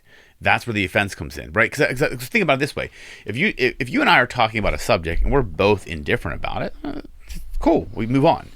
If I'm, passionately on one side of something and you're indifferent, what happens is, well, how can you not? Like, how can you not believe this? Like, I'm so passionate about this. Like, how You're offended. Yeah, exactly. Like, that's exactly what it is. And because I'm like you, like, there are certain things, like, I have certain viewpoints, and as I've gotten older, I've cared less about shit. Well, of course. Like, when it comes to, like, politics There's and so certain much things. time of the day. Yeah. So I'm like, okay, there's probably 3, 4 issues I really care about. The rest, I haven't thought about them long enough to pick a side or to formulate a logical opinion. And how's that bad? It's not, but to everybody else that has an opinion formed already, or the media told them what their opinion should be. Bingo. That's it. And they're like, well, that's terrible. You're an asshole. Like, how can you not, Well, they had, I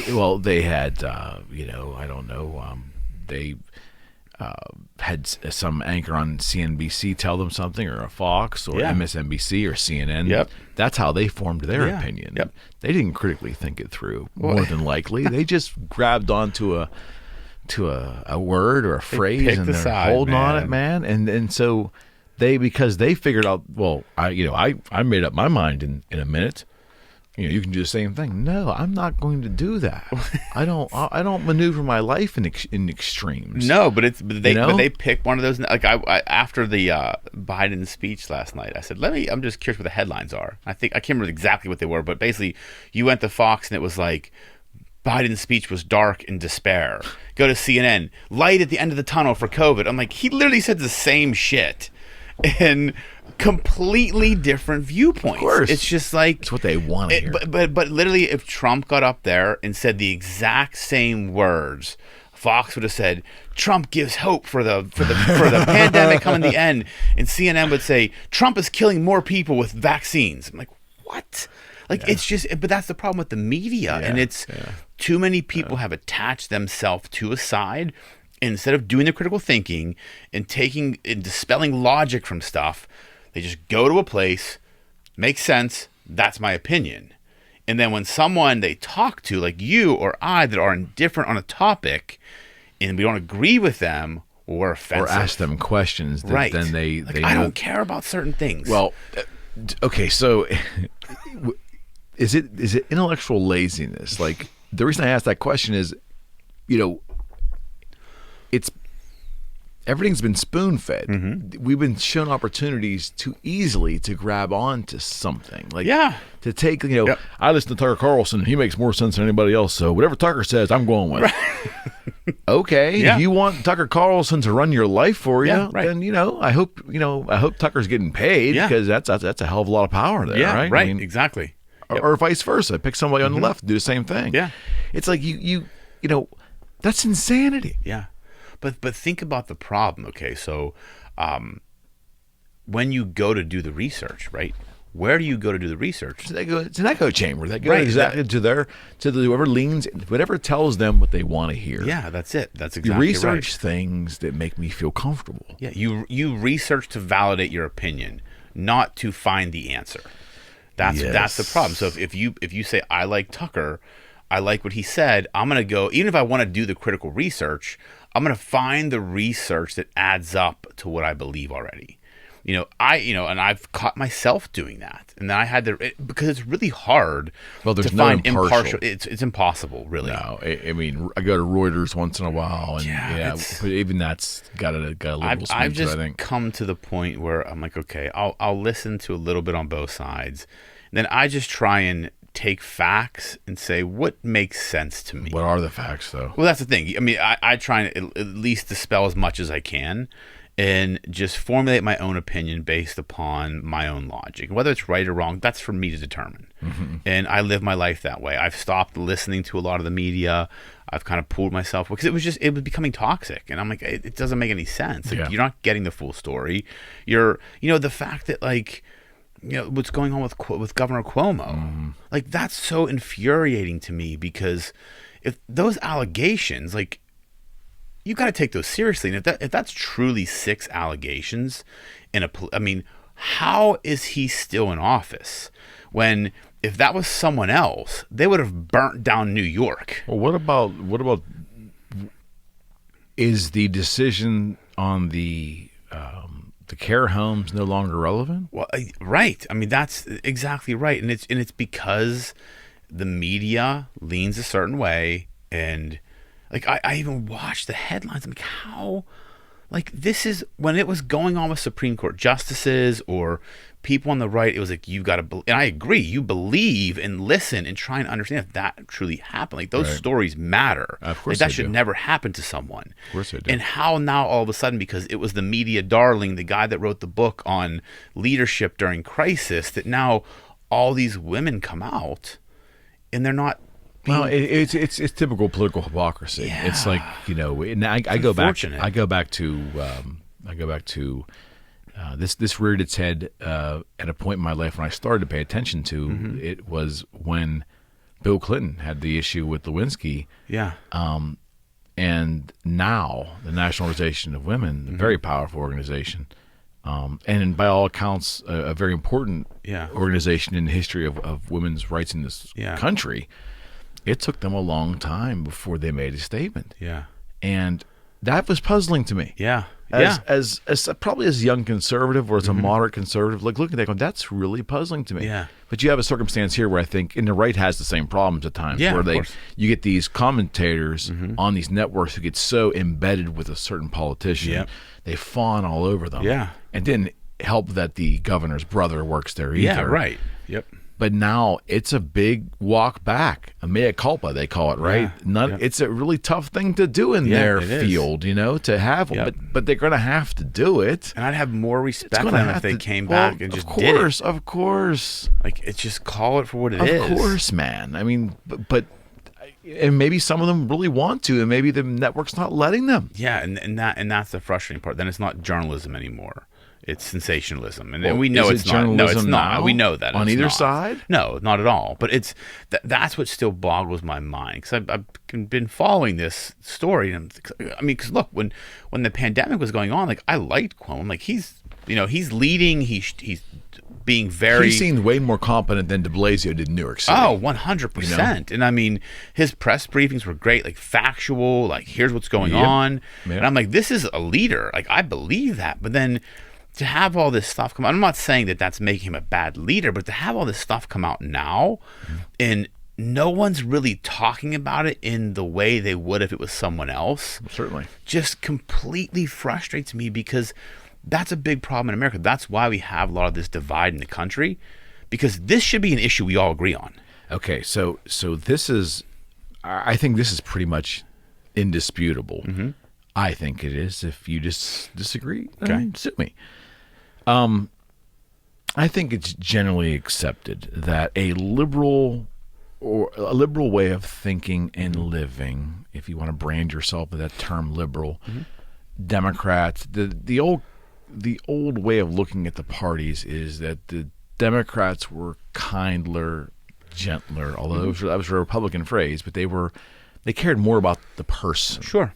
Yep. They're kinder people. Yeah. They care more about the greater good. Yeah. They care about the bigger experience. They're not much into the individual. This is what the projection supposedly is. Yep. And conservatives or right-wingers care more about the individual, big business, squash the little guy, all this real nasty stuff. That's kind of the two projections, am I right? And I'd say there's probably some truth in both of them. Yep. Not completely, but there's some truth, right? Yep. Well, you have a circumstance here where you have all this bad stuff happening to a really nice guy as far as they're concerned. And they're in control of Congress and the presidency and the media. They're in control now. And they're having a hard time eating their own. Yeah, that's exactly. When it really needs to happen. Yeah, that's exactly right. And maybe the Republicans had a hard time. I know some networks had a hard time taking Trump to task when he deserved it. And they're still having a hard time doing that. You know?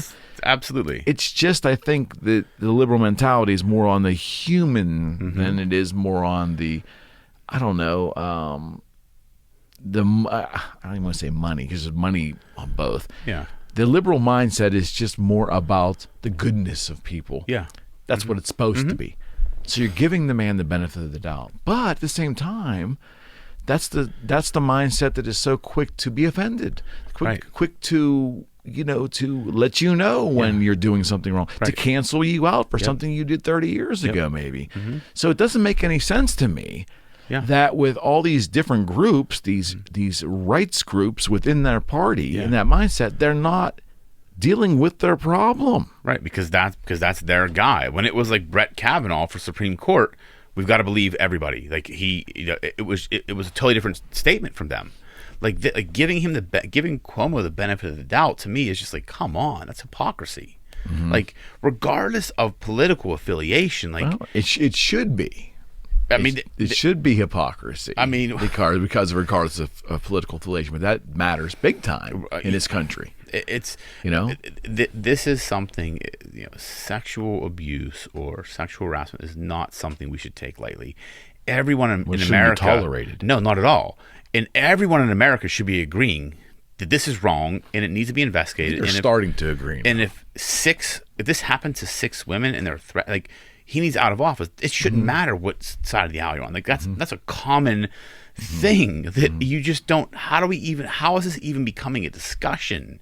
Like a degree of it. Okay, so let's parse some things real quick. Okay, so Democratic governor accused by 6 women of doing these things. Year 2021. Yep.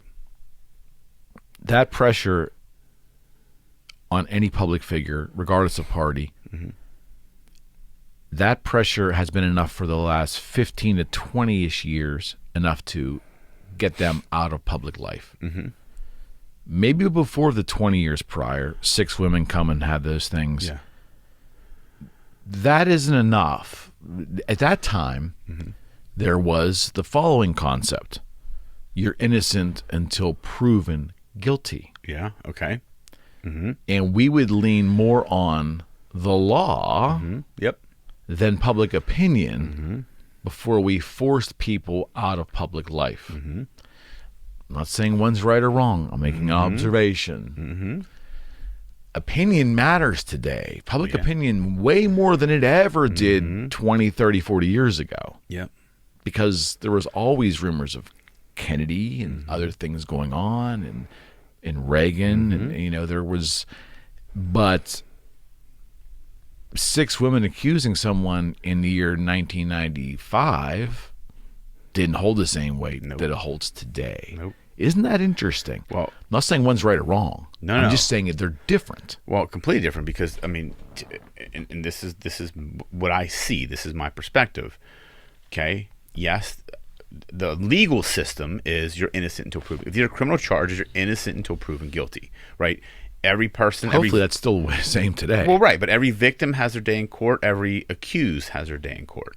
What has happened is, kind of when Trump came on board and then his appointees, it was that shifted to you have to believe them. That the innocent until proven guilty in that arena changed, because it was like, no. If these women came out, you have to believe them. That innocent until proven guilty is gone. Now it's backfiring. I think it's before Trump, though. But I think that's where it really became to the surface. Like it was happening, but like all the women that accused Trump, you have to believe them. Like you have to believe them. When his appointees, like the Kavanaugh, you have to believe them. It was that. And I'm not saying you don't have to believe them, but now what's happening is that narrative that was created by this side is now backfiring, because their darling now has 6 women that are accusing And now they've got to say the same thing. And they're having a really hard time getting those words out. Like they're all saying, well, yeah, like you probably should, they should, that happened to them. They should be listened to. And all I would say, you're so right. And all I would say is the following. I would say,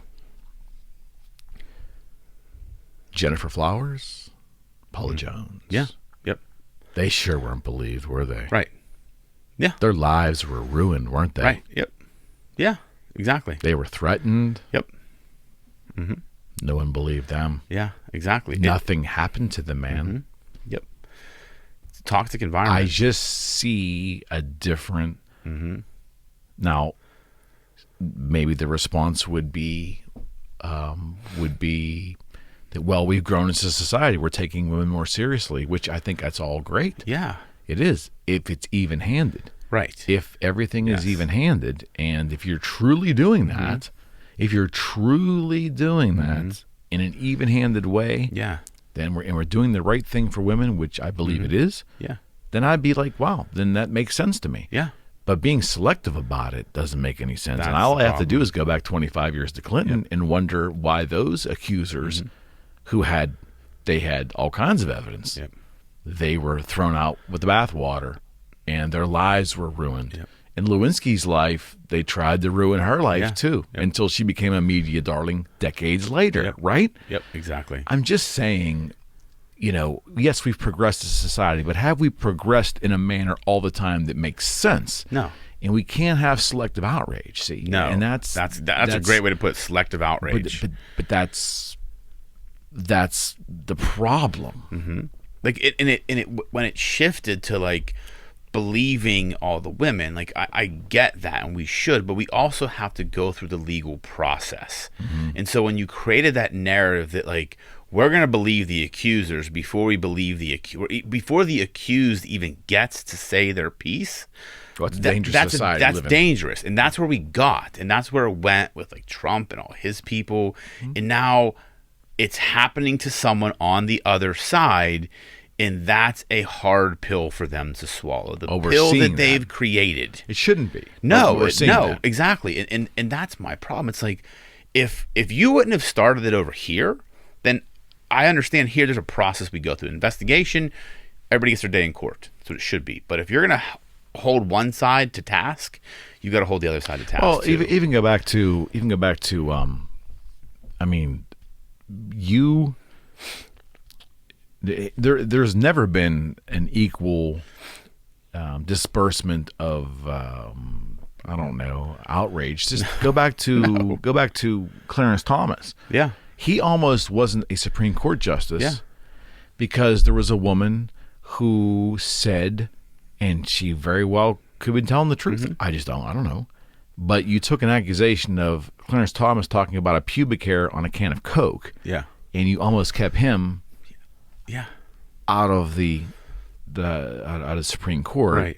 It's just too selective. The outrage and the accusations are just too selective based upon political bent to make sense to me anymore. It didn't make a lot of sense then, but now it's really not making any sense to me. No, the world doesn't make sense right now. I mean, if 2020 has taught us anything, is that people, when emotions run high, they will latch on to anything that feeds that emotion, be it logical or otherwise. And I think that's what we're seeing happen. Like, people just want to be outraged by something. It's like a gang mentality. It's a gang mentality. It is, and it's creating this divisiveness in the country. And it's so. When I listen to people have discussions, like other people, and I take this step back, I'm like, you're both saying the same fucking thing, but you're arguing because that's what you feel like you have to do in this country right now. When really, when I listen to both of you, you actually want the same thing for the country. You have a little bit different way of saying it, but because you're so hell-bent on proving the other person wrong and arguing and being divisive, you're not seeing it. Right. And that's what's happening. And I truly believe that we all kind of want the same thing. No doubt. It's just we've been conditioned recently to pick a side, dig your heels in, and be offended by the other side. Yeah. And what's really even scarier is that some very rational people out in all walks of life get so married to a side that they will die on that hill for beliefs that they have been proven time and time again are factually inaccurate. But they'll still die on that hill as opposed to taking a step back and saying, wow, on this particular matter, I am wrong. Yeah. I'm going to adjust my thinking and either be indifferent toward it if you don't if you're not able to muster enough courage to say I'm wrong, at least be indifferent and come off that hill. But people are dying on that hill because they don't want to be perceived as being wrong. That's exactly right. That's nuts. Yeah, it makes no sense to me, and I watch it happen all the time. And it's again, critical thinking is gone, mob mentality is here, and we've got to reverse those two things to right the ship of this country. We have to. Buddy, I appreciate this, man. Sorry I kept you so long. No, man, I love it. I don't even know what time it is. Well, next time you come in, which will be very soon. Yeah. I'm working on this concept of, it's called the, I don't know if I should release it. The special culture. Okay. The culture of being special, because I think that's kind of what, to me, that kind of encapsulates what's really going on right now. And I want to really talk to you about why we just must have that feeling of being special, yet at the same time, conversely, we're so quick to join a group. Yep. There's a dichotomy there that I don't understand. That's a great topic, We're going to man. vet that out next time. Can't wait. All right, buddy. Thank you. Rocco, I appreciate it. Anytime, man. All right, friends, we are out. Woo! That was fun, man. Dude, it's fucking heavy. That was a good conversation.